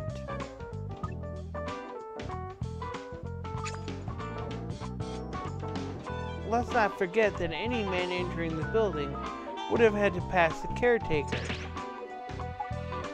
Indeed, it seems unlikely that Nix could have gained entry to the flat through the front door. I think we should examine the window in more detail, Lucy. Aye, alright, Prof. I'll give it a good going over.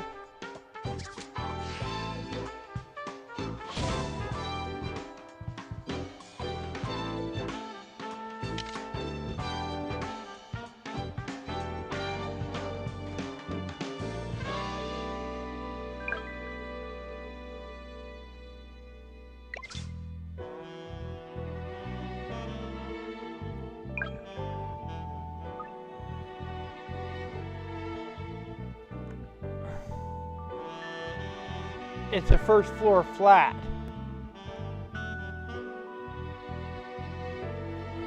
It were obviously smashed deliberately, eh?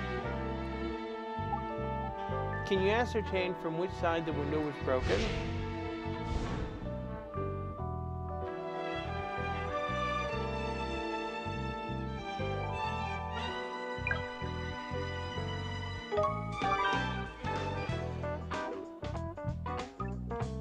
It were broken from the outside, from the balcony.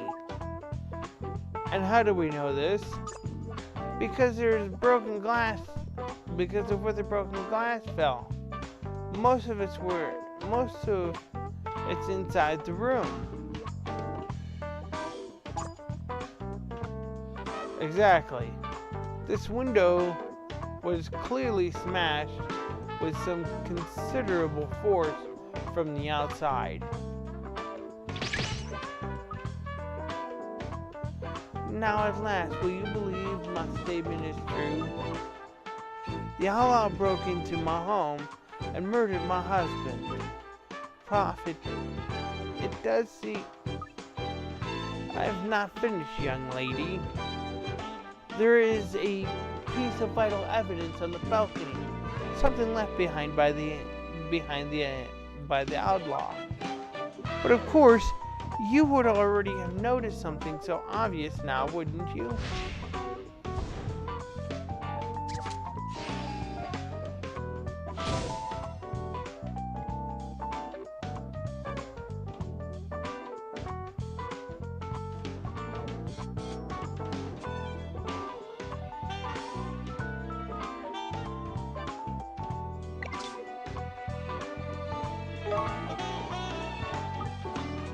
Eh, there's blood. There's a blood-stained towel on the balcony here, Prof. Poor Leeds, you're not telling me you failed to notice such an obvious piece of evidence before? No. I knew it were there. I were just getting around to it, that's all.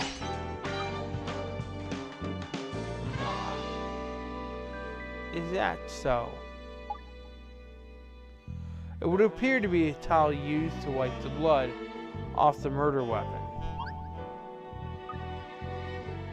But why has it been chucked out there on the balcony? Now surely you can figure that out without my help.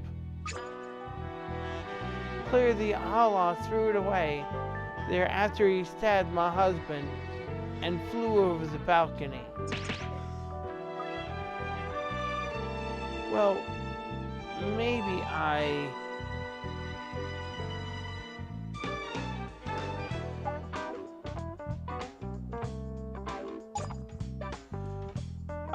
let's assume that the culprit did indeed break the window in order to get inside the flat.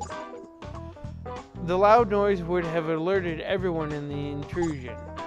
Does that not strike you as rather clumsy approach for a seasoned housebreak? The window was locked. Why, the outlaw had no choice. It was locked? Can you be sure of that? I do declare I can. I distinctly remember it was locked from before. I always check all the doors and windows before I denude my body to take a shower, Inspector. Very reassuring to know. I'm pleased we could clear that up. Lucy, make a record of it, would you? It's fundamental to this case. I'm delighted that you're finally seeing eye to eye.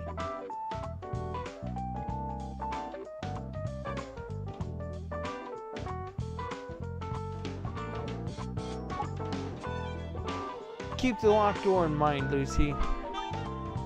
I'll make a mental note, Prof. There's one more thing I'd like to try to clear up, if I may. And what might that be? You've already mentioned it in your statement, but you did hear the noise of the window smashing. I most certainly did. Why, I still remember it now. I was in the shower at the time. Then I heard my husband scream. I came running out of the bathroom and I saw the outlaw. As I said in my statement, he was wearing black from head to toe, and he flew over the balcony. Hey, Professor Layton. We're doing all right.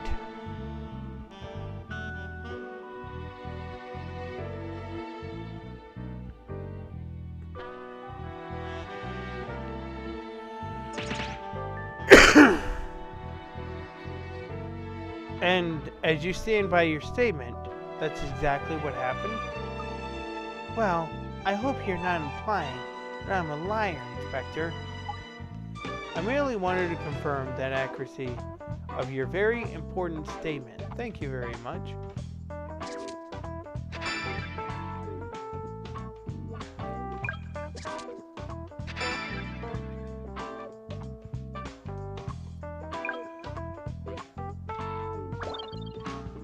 Are you surprised, Professor Layton?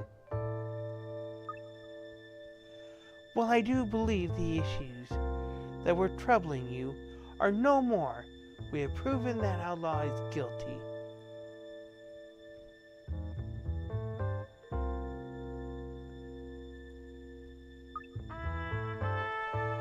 Oh, I? What exactly are you trying to say? The victim were taken by surprise and stabbed from behind. Smashing your way through a window hardly qualifies for a surprise attack, does it?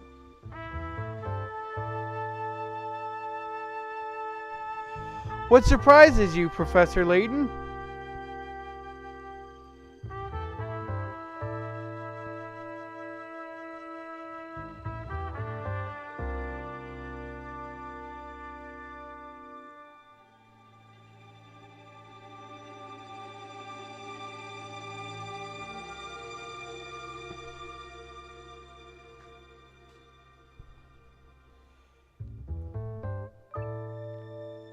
My poor sorry simpleton, you still fail to understand.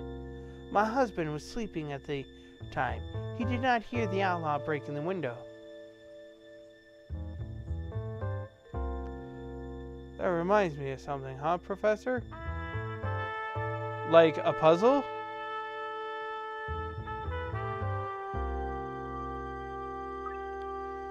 Give over, are you really?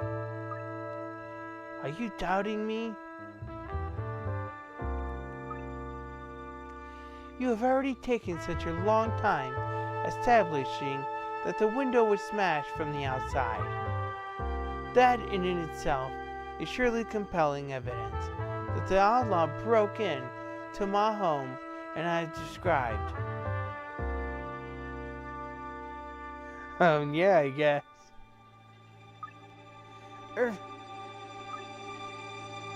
There can be no more room for doubt. I would kindly request that you allow me to go back to my home now, Inspector. Of course. Thank you very much for your cooperation. We shall get our files in order now, after all the new information you've given us. I believe that would be for the best. Such a simple case as this can surely be laid to rest now. One last thing. Yes. If we happen across any other awkward issues, I presume you wouldn't mind helping us again? As long as you're not wasting my time. Inspector, I should be glad to help. Thank you. I wish you all the best. Much obliged, I'm sure.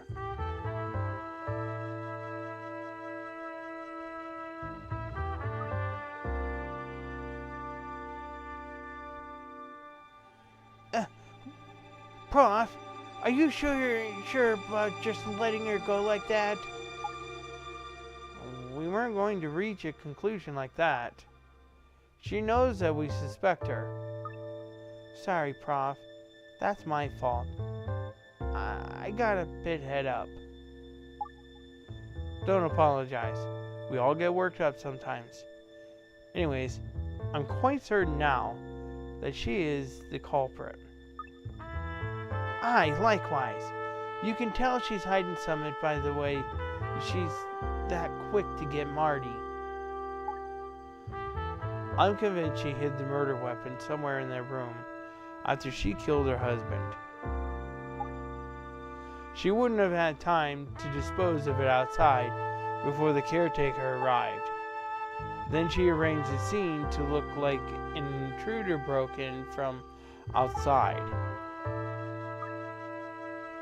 Is there... Of course, there's no such thing as a perfect lie, Lucy. The murder weapon is somewhere at the scene of the crime without question. Well, if we can't find it, we'll blast the whopping great hole and double-barreled bimbo story. There are two issues. The murder weapon and the way she set the scene to make it look like a break-in. Right, okay.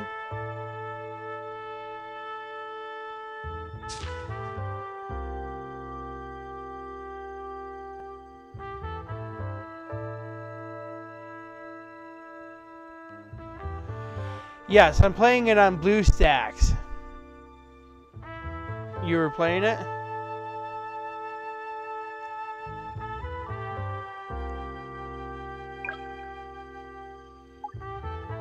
We need to locate some irrefutable proof that shows Potsby Man's statement to be false.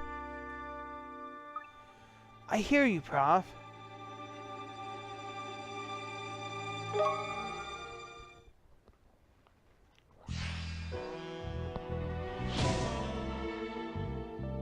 Okay, what evidence belies her statement?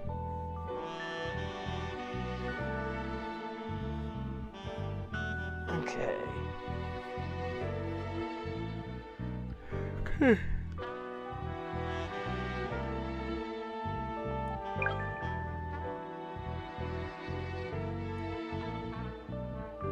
I believe that this is something. What about this, Prof? Sorry, Lucy, I don't think so. Keep thinking. Although it does, I do believe that it plays some kind of role.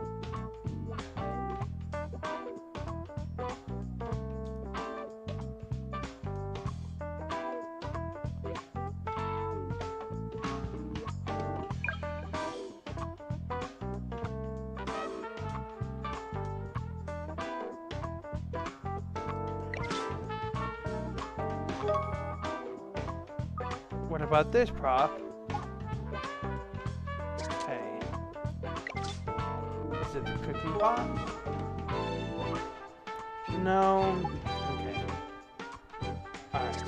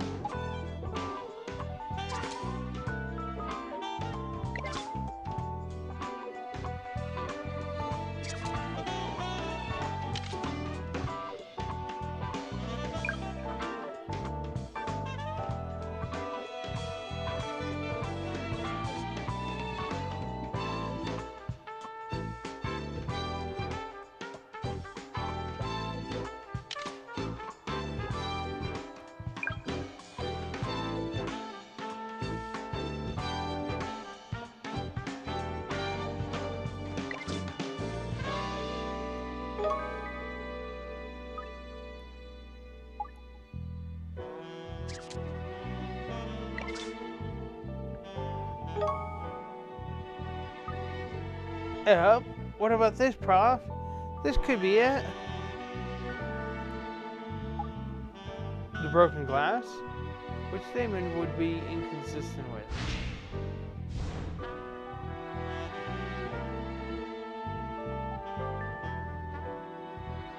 I was taking a shower and I heard that one.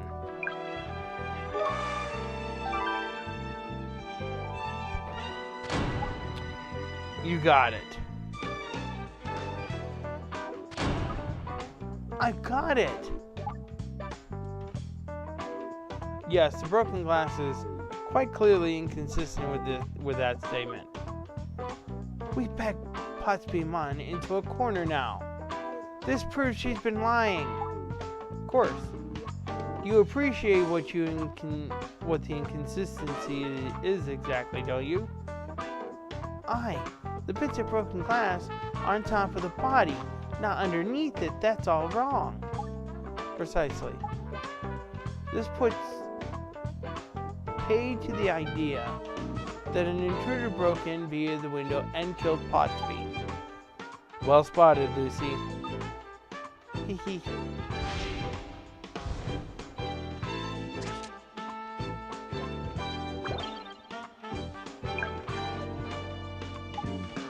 Let's see if we can find the murder weapon the suspect used.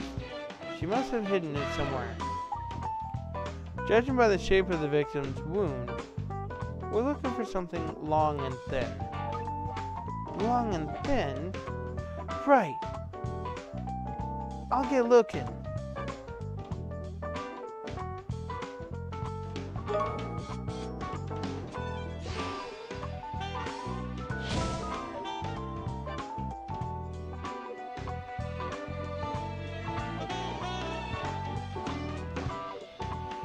Alright, find out the murder weapon.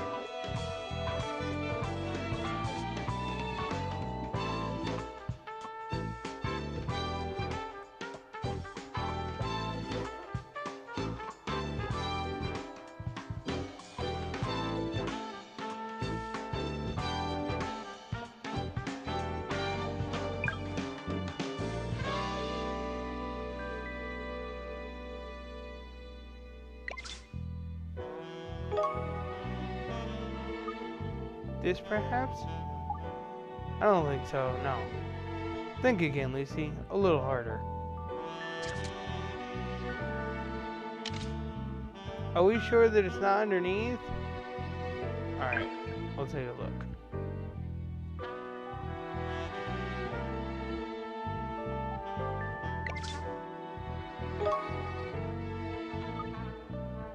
This perhaps?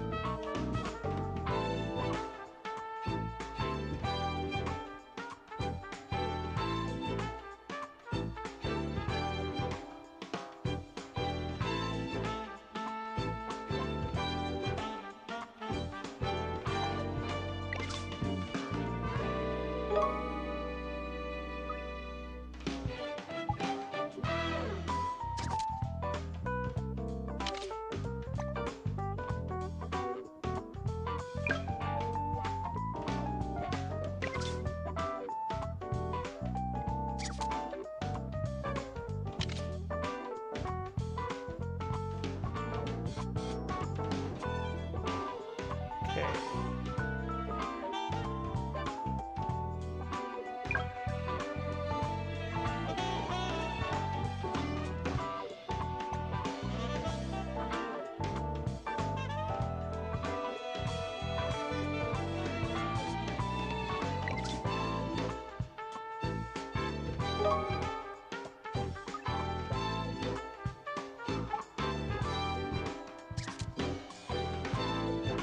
All right.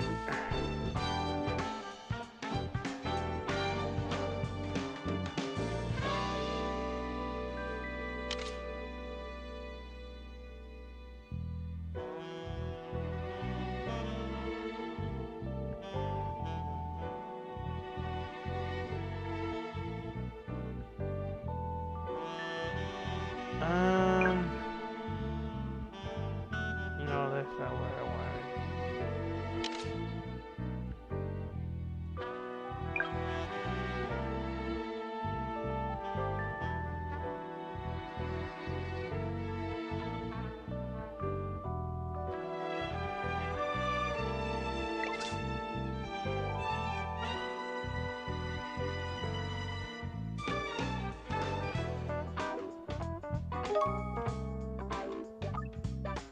This clock's got me thinking, Prof. You'd better have a closer look at it then, Lucy. You might be onto something.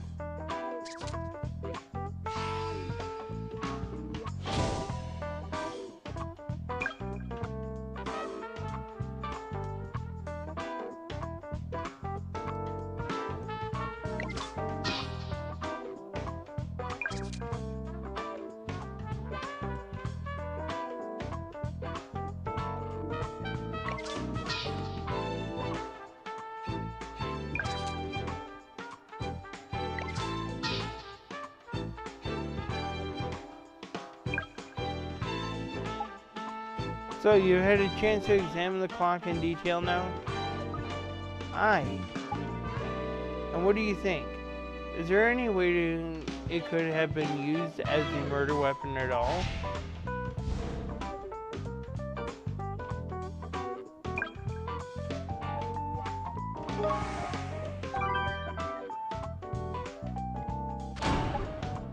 Yes, the hand.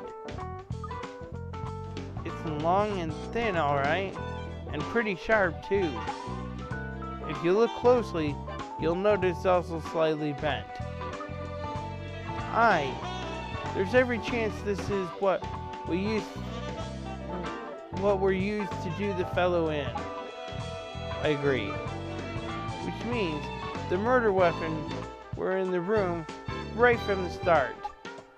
And having committed the crime, the perpetrator had it on the premises. In other words, the culprit was in the flat before, during, and after the crime. An excellent find, Lucy. I'm that chuffed. Ask for forensics to go over the clock hand again, would you? If it really was the murder weapon, they should be able to find traces of Potsby's blood on it. Will do.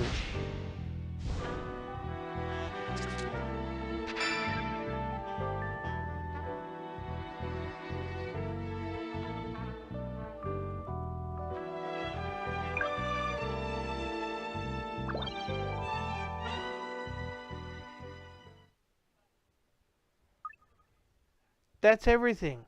We've tied up all the loose ends, haven't we? Yes, in theory at least. How do you mean? We haven't quite got enough to prove beyond reasonable doubt that Potsby was responsible. Why do you say that? Never mind. This time we'll get her to tell us the truth, whether she likes it or not. I can't wait.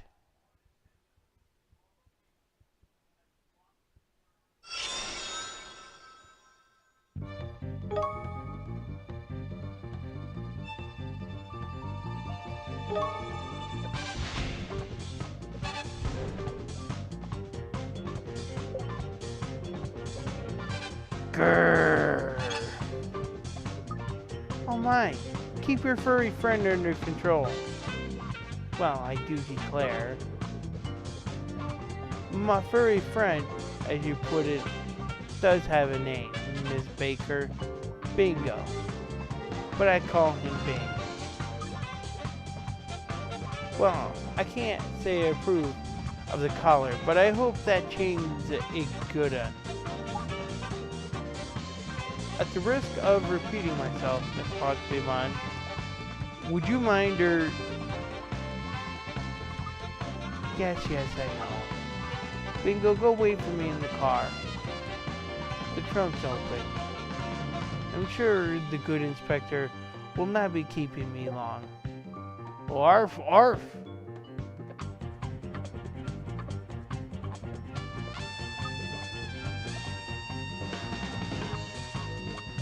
Now, whatever affairs we still have to discuss, Inspector, I trust we can do so quickly.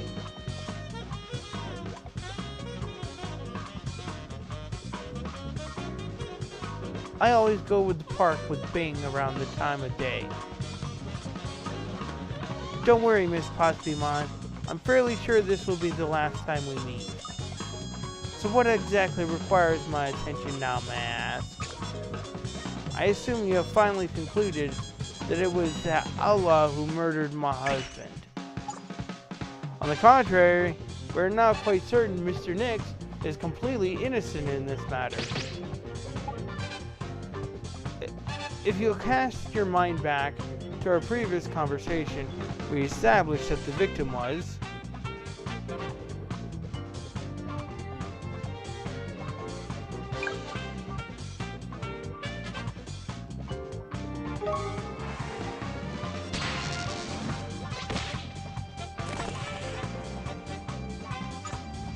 The victim was stabbed from behind.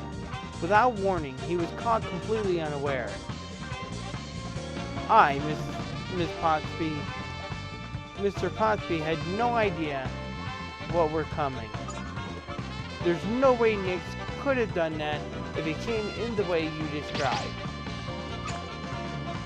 As I've already told you more than once, Jack was inclined to fall asleep while watching the television. Of course, we cannot deny the possibility that your husband was indeed asleep at the time. However, if that were truly the case, it would be at odds with something else that happened. In other words,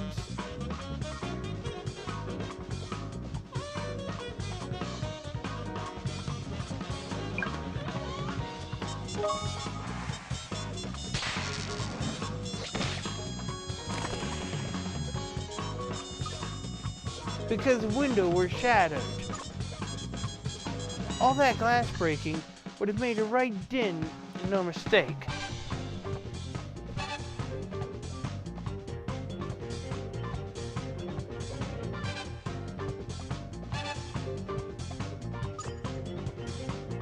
No one would have slept through that. There's no way Mr. Pottsby wouldn't have woken up. I do declare you are as slow as snails sometimes, Miss Baker. My husband was quite exhausted that day. Why, he was sleeping like a log. Even the clatter of the window breaking would surely have roused him. Well, there's not more to be said on that front then, I suppose. Only when that outlaw drove his knife into my poor husband's back did he wake with a spine-chilling scream. And it was on hearing that scream that you ran out of the bathroom to see what was happening. That is correct. My sudden arrival scared the outlaw away before he could steal even a bitty bit. I know it was that thief that they caught on the ground. I see. So, that's the course of events you described it. I've never said anything to the contrary. So if I may just recap.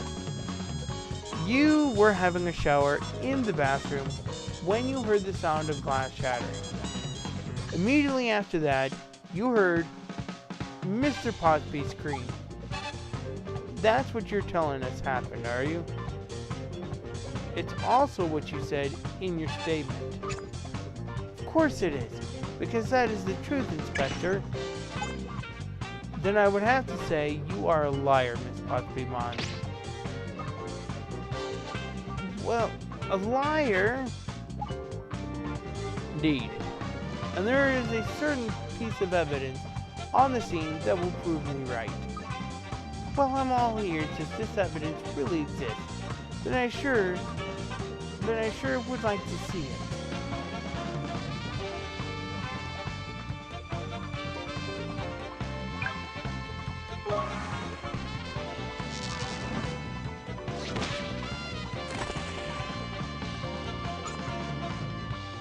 These bits of broken glass prove that you're lying to us, Miss Pottsby Mon.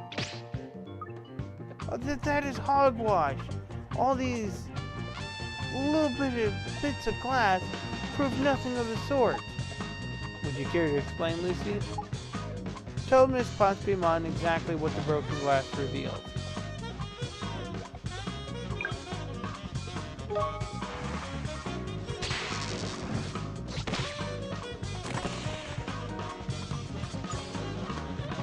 You only have to look at the broken glass to see the order of events that led to Mr. Pottsby's death. What order of events? You claim you heard the window smash first, and then your husband screamed. But if that were the case, what are all these bits of glass doing on top of the body, eh? If your statement were true, the broken glass should be underneath the corpse. But they aren't at all. They aren't, are they, Miss Pottsby Mon? they're on top, which proves that the windows were smashed after the victim were stabbed. So it would seem you have deliberately given a false statement. I have done no such thing. Why, I have simply confused matters in my head. I'm all torn up about the loss of my dear husband. This simple misunderstanding proves nothing. I retract my statement. I simply cannot remember if I heard the scream or the glass breaking first. Perhaps the outlaw came inside some other way and only smashed the window after killing my Jack. Oh, you little weasel. Let us assume for a moment that you were indeed mistaken and introduced a new complication. It does? Indeed, because we know that the door and the windows were both locked before the incident occurred. If the culprit didn't break the window, how did he or she get into the flat? Why, I have no idea. Just what are you trying to say, Inspector? What I'm trying to say is simple. We can now be sure that the true perpetrator of this crime is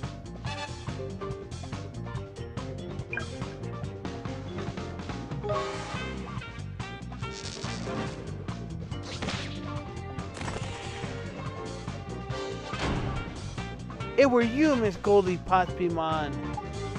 At the time of the attack, the window and the door of the flat were locked. The only other way in were by smashing the window. But we know that happened after the victim died. With no method of entry available, the only conclusion is that the culprit did not come in from outside. No, the person who did this was in the flat from the outset. And the only person who fits that bill, Ms. Pottsby-Mon, is you.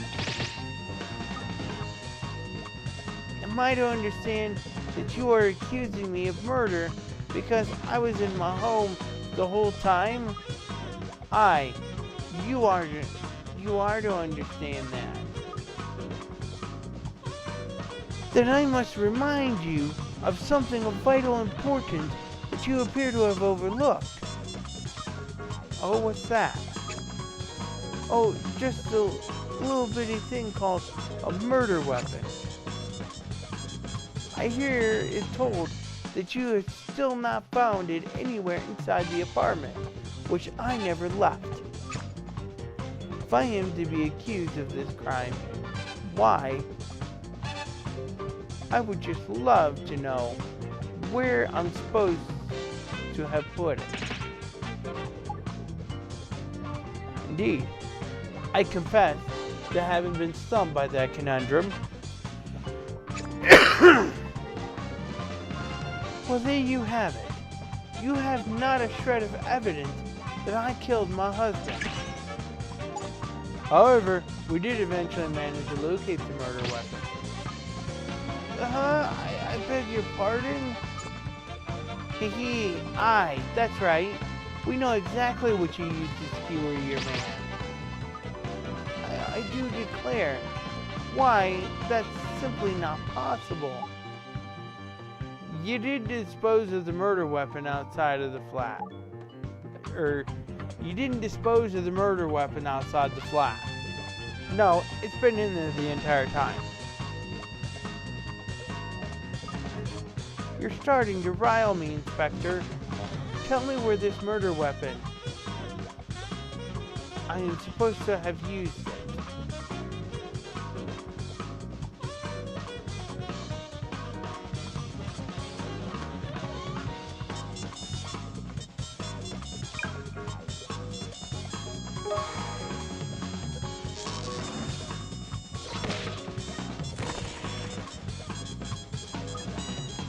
The murder weapon were hidden in a clock. What? Are you quite sure? Sure as eggs and eggs Aye, it were the minute hand of the clock that were used to kill Mr. Pottsby. Why, that is hogwash. A man could never be killed by such a thing. Well, the shape of the hand matches the victim's wound perfectly. Aye, you haven't got long to wriggle your way out of this one. Forensics are going over it with a fine-tooth comb as we speak.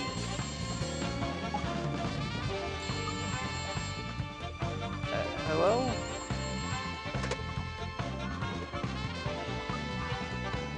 The shape of it, well, it's almost, you admit it now? I don't think so. Do you, Inspector? Prof! What's the matter? The results from forensics! They found naught on it. No trace of blood whatsoever. Really?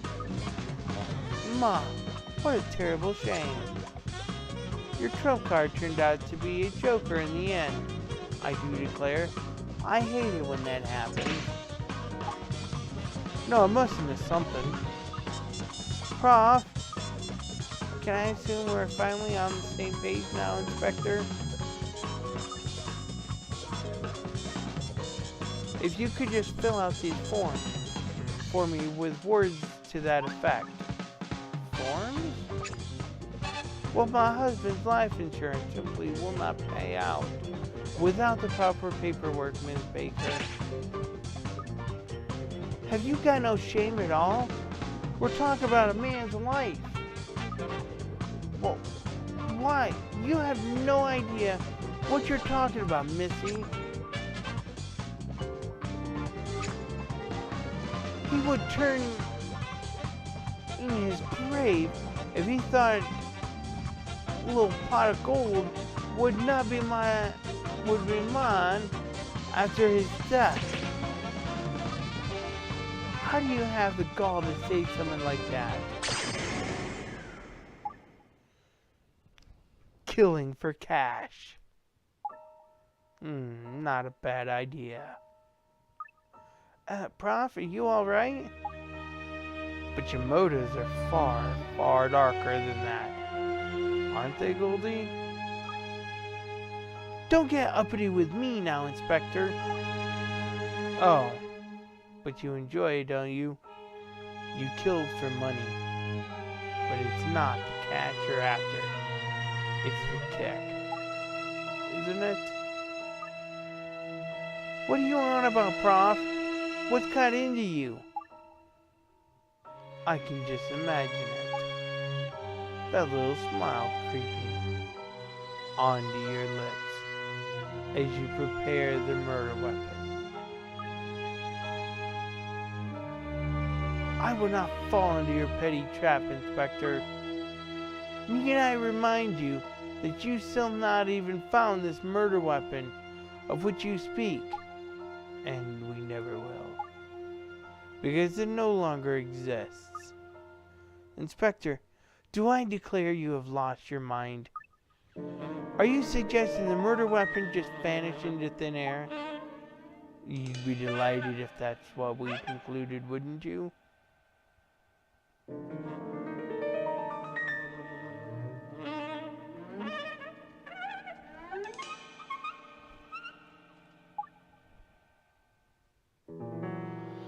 But let me put it another way.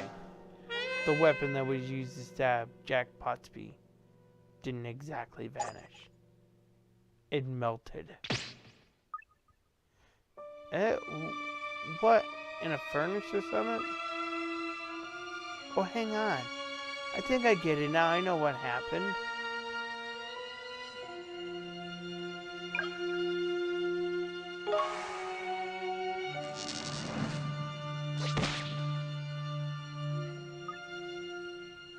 The murder weapon must have been melted in this pot. Oh, yes. The weapon that killed Pottsby disappeared in this very pot. I have no idea what you're talking about. I assure you I was simply making my husband and I some pasta. Don't mock me. Where's the cutlery? Where are the bowls? The pasta sauce? There's no sign of any preparation of a meal at all. Just the pasta in this pot of boiling water. I had intended to prepare those things later, but I don't think so. I don't think that pasta were ever meant for eating at all. No, the pasta was prepared for the sole purpose of the little disappearing act. Tell me, by now you figured out what the murder weapon was, Lucy. Oh, I'm with you now, Prof. The murder weapon was...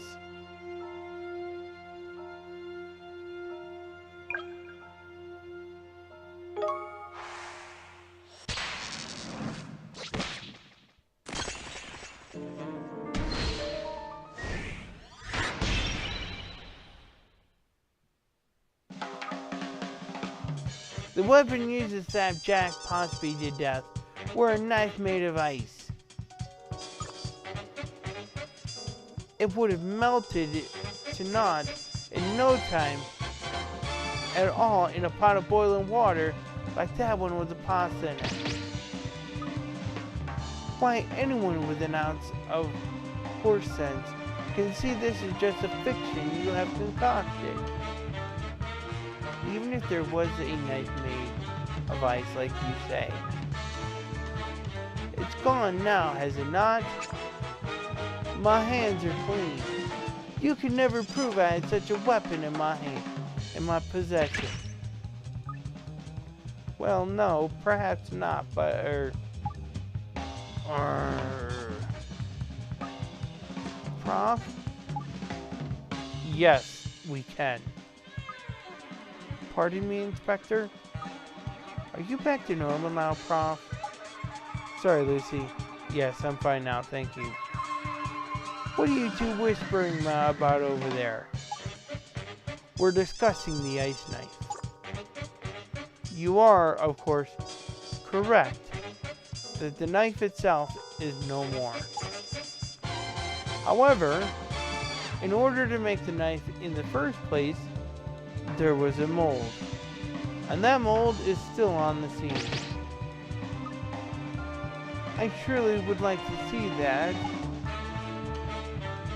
Lucy, do you know what was used?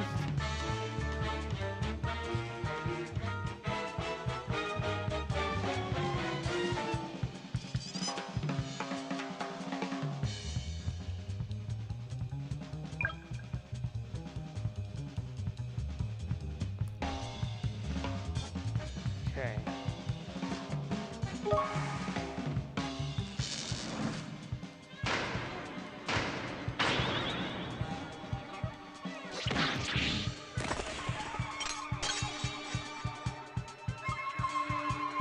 It were this damn piece of card that were used to mold the shape of the knife.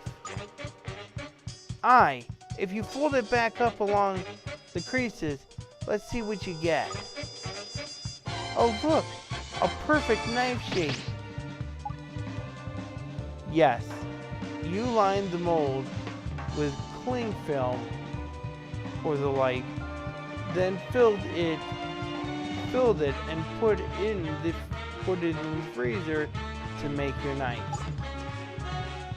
We'll be able to match the shape of the mold to that of the victim's wound. To be certain, of course. Why is nothing more than a coincidence? Anyone can see that. We have more evidence against you. After you stabbed your husband, you used a towel to wipe the blood off the knife. The towel we found on the balcony. Yes, and once you were satisfied, you'd remove all the blood. You'd put the icy weapon in the boiling water. But Are you absolutely sure you removed every last trace? I'm sure I do not follow. In my experience, no one ever manages to remove all the traces of blood from a weapon.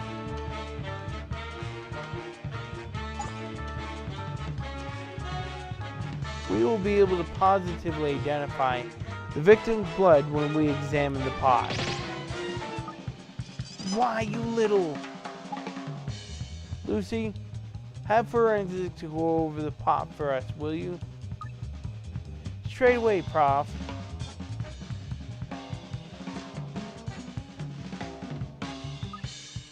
I spoke with forensics.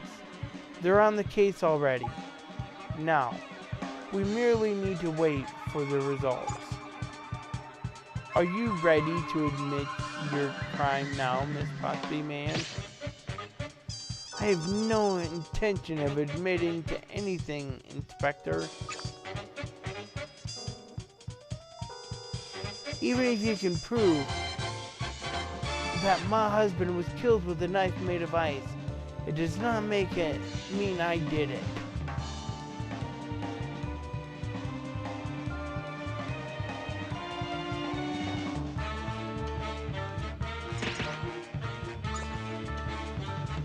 Oh, know when you've had it, lass. I've had nothing, Miss Baker, other than my innocence questioned most unjustly.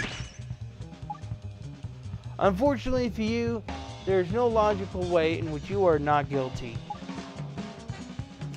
I will cast your mind back. We showed there was no way into the flat when the incident took place. The door and windows were locked. In other words, only somebody who was already inside could have stabbed Mr. Potby. Oh, please. You admitted yourself that you did not leave the flat. In your own words, the apartment which I never left.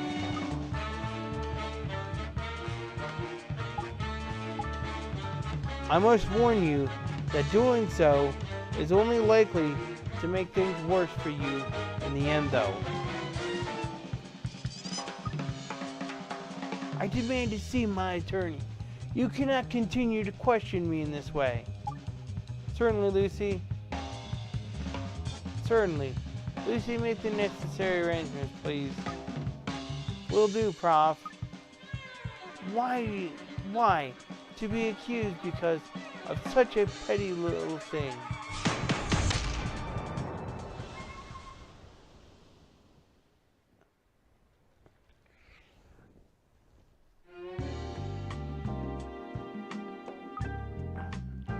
She put up quite a fight, eh? Yes, she did. I were in a right tiz when the lab said they found naught on that clock hand. I can tell you. Huh. Don't worry, Lucy, you weren't alone. It's a bit of a gamble as to whether they'll find any traces of blood on it. Blood in the pot of pasta as well. You're joking, aren't you? I'm pretty sure she's going to confess now, though. Pretty sure, eh?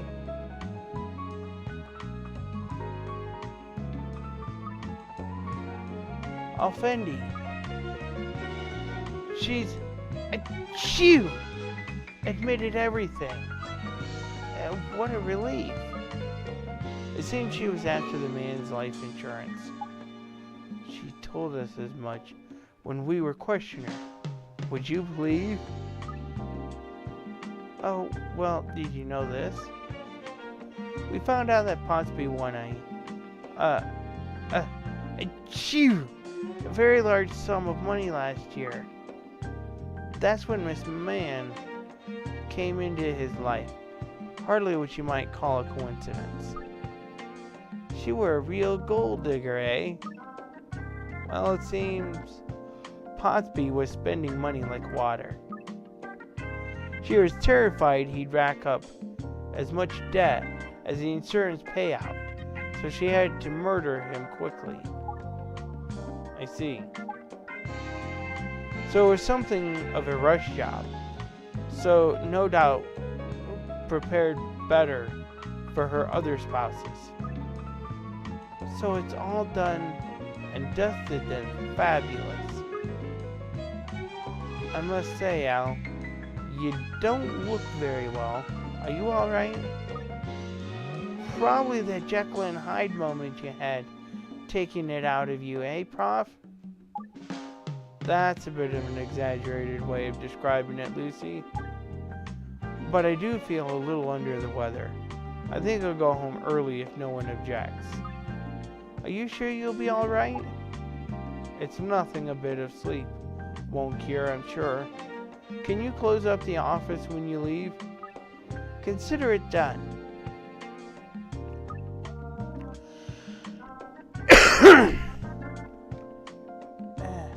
I hope he's alright.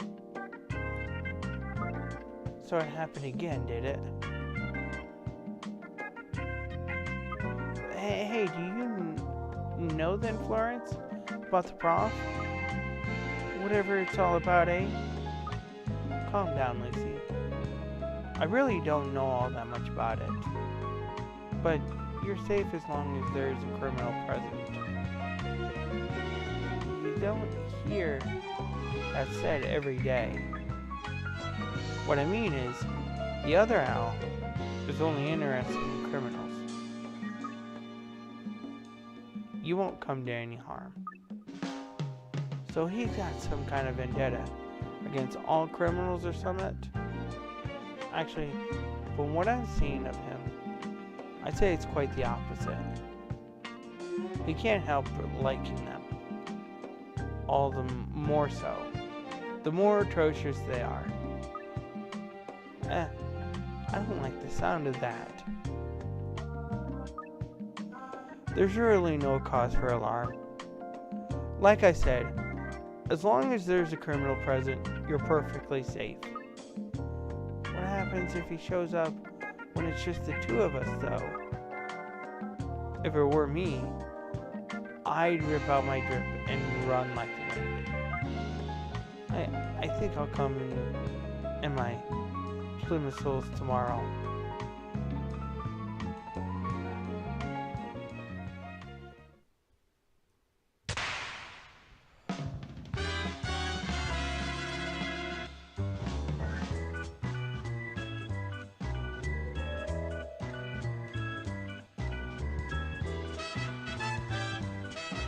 All right.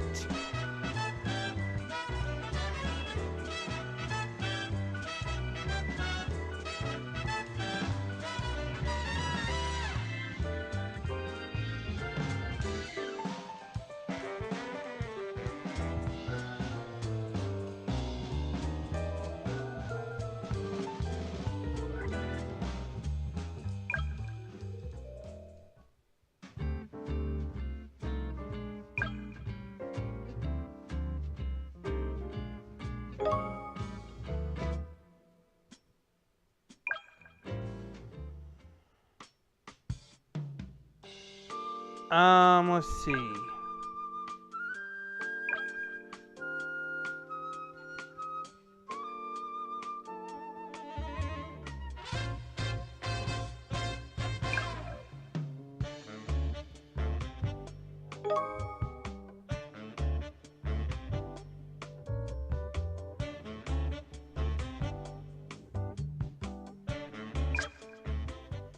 So I will tell you one thing here.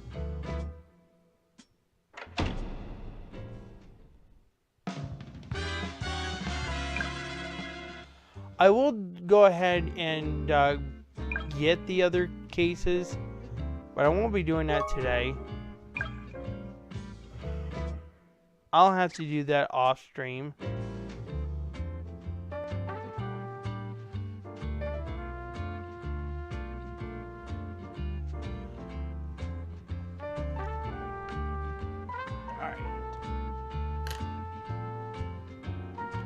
Alright, but this is a good time to end it. Alright. Huh? Well, I had to pay for more cases to continue this. There is 2 packets that I can actually purchase, and I have to actually purchase it through the app.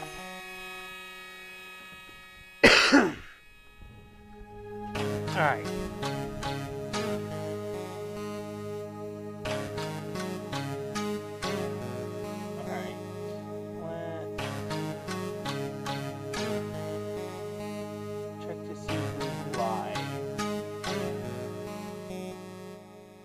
Let's go ahead and raid Rosie Girl. She's playing Super Mario RPG, which we're going to be playing tomorrow.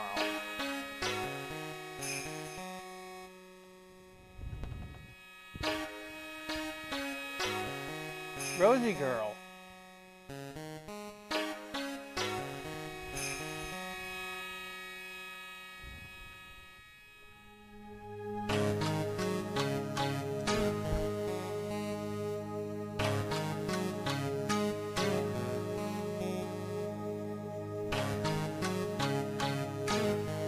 What?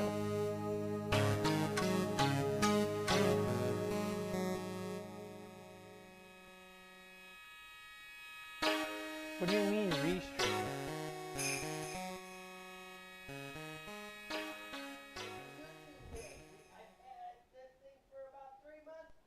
Okay. Well, it says that she's live. She was live 57 minutes ago.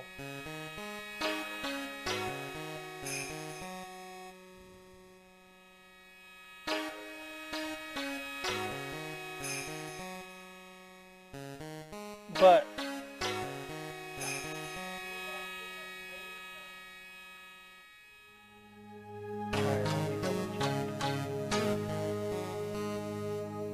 why can't you raise her?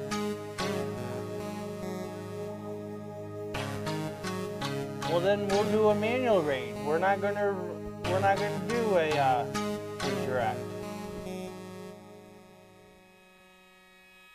So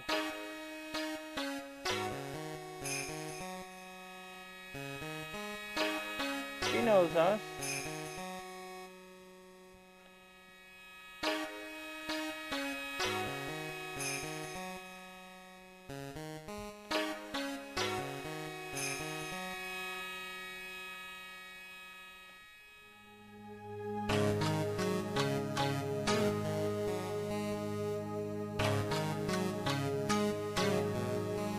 Alright, there's the link. And we're going to get my hashtag.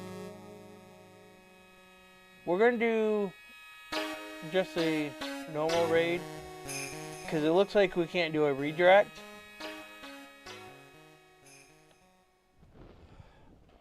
Alright. So give her a like and a subscribe. And we are out.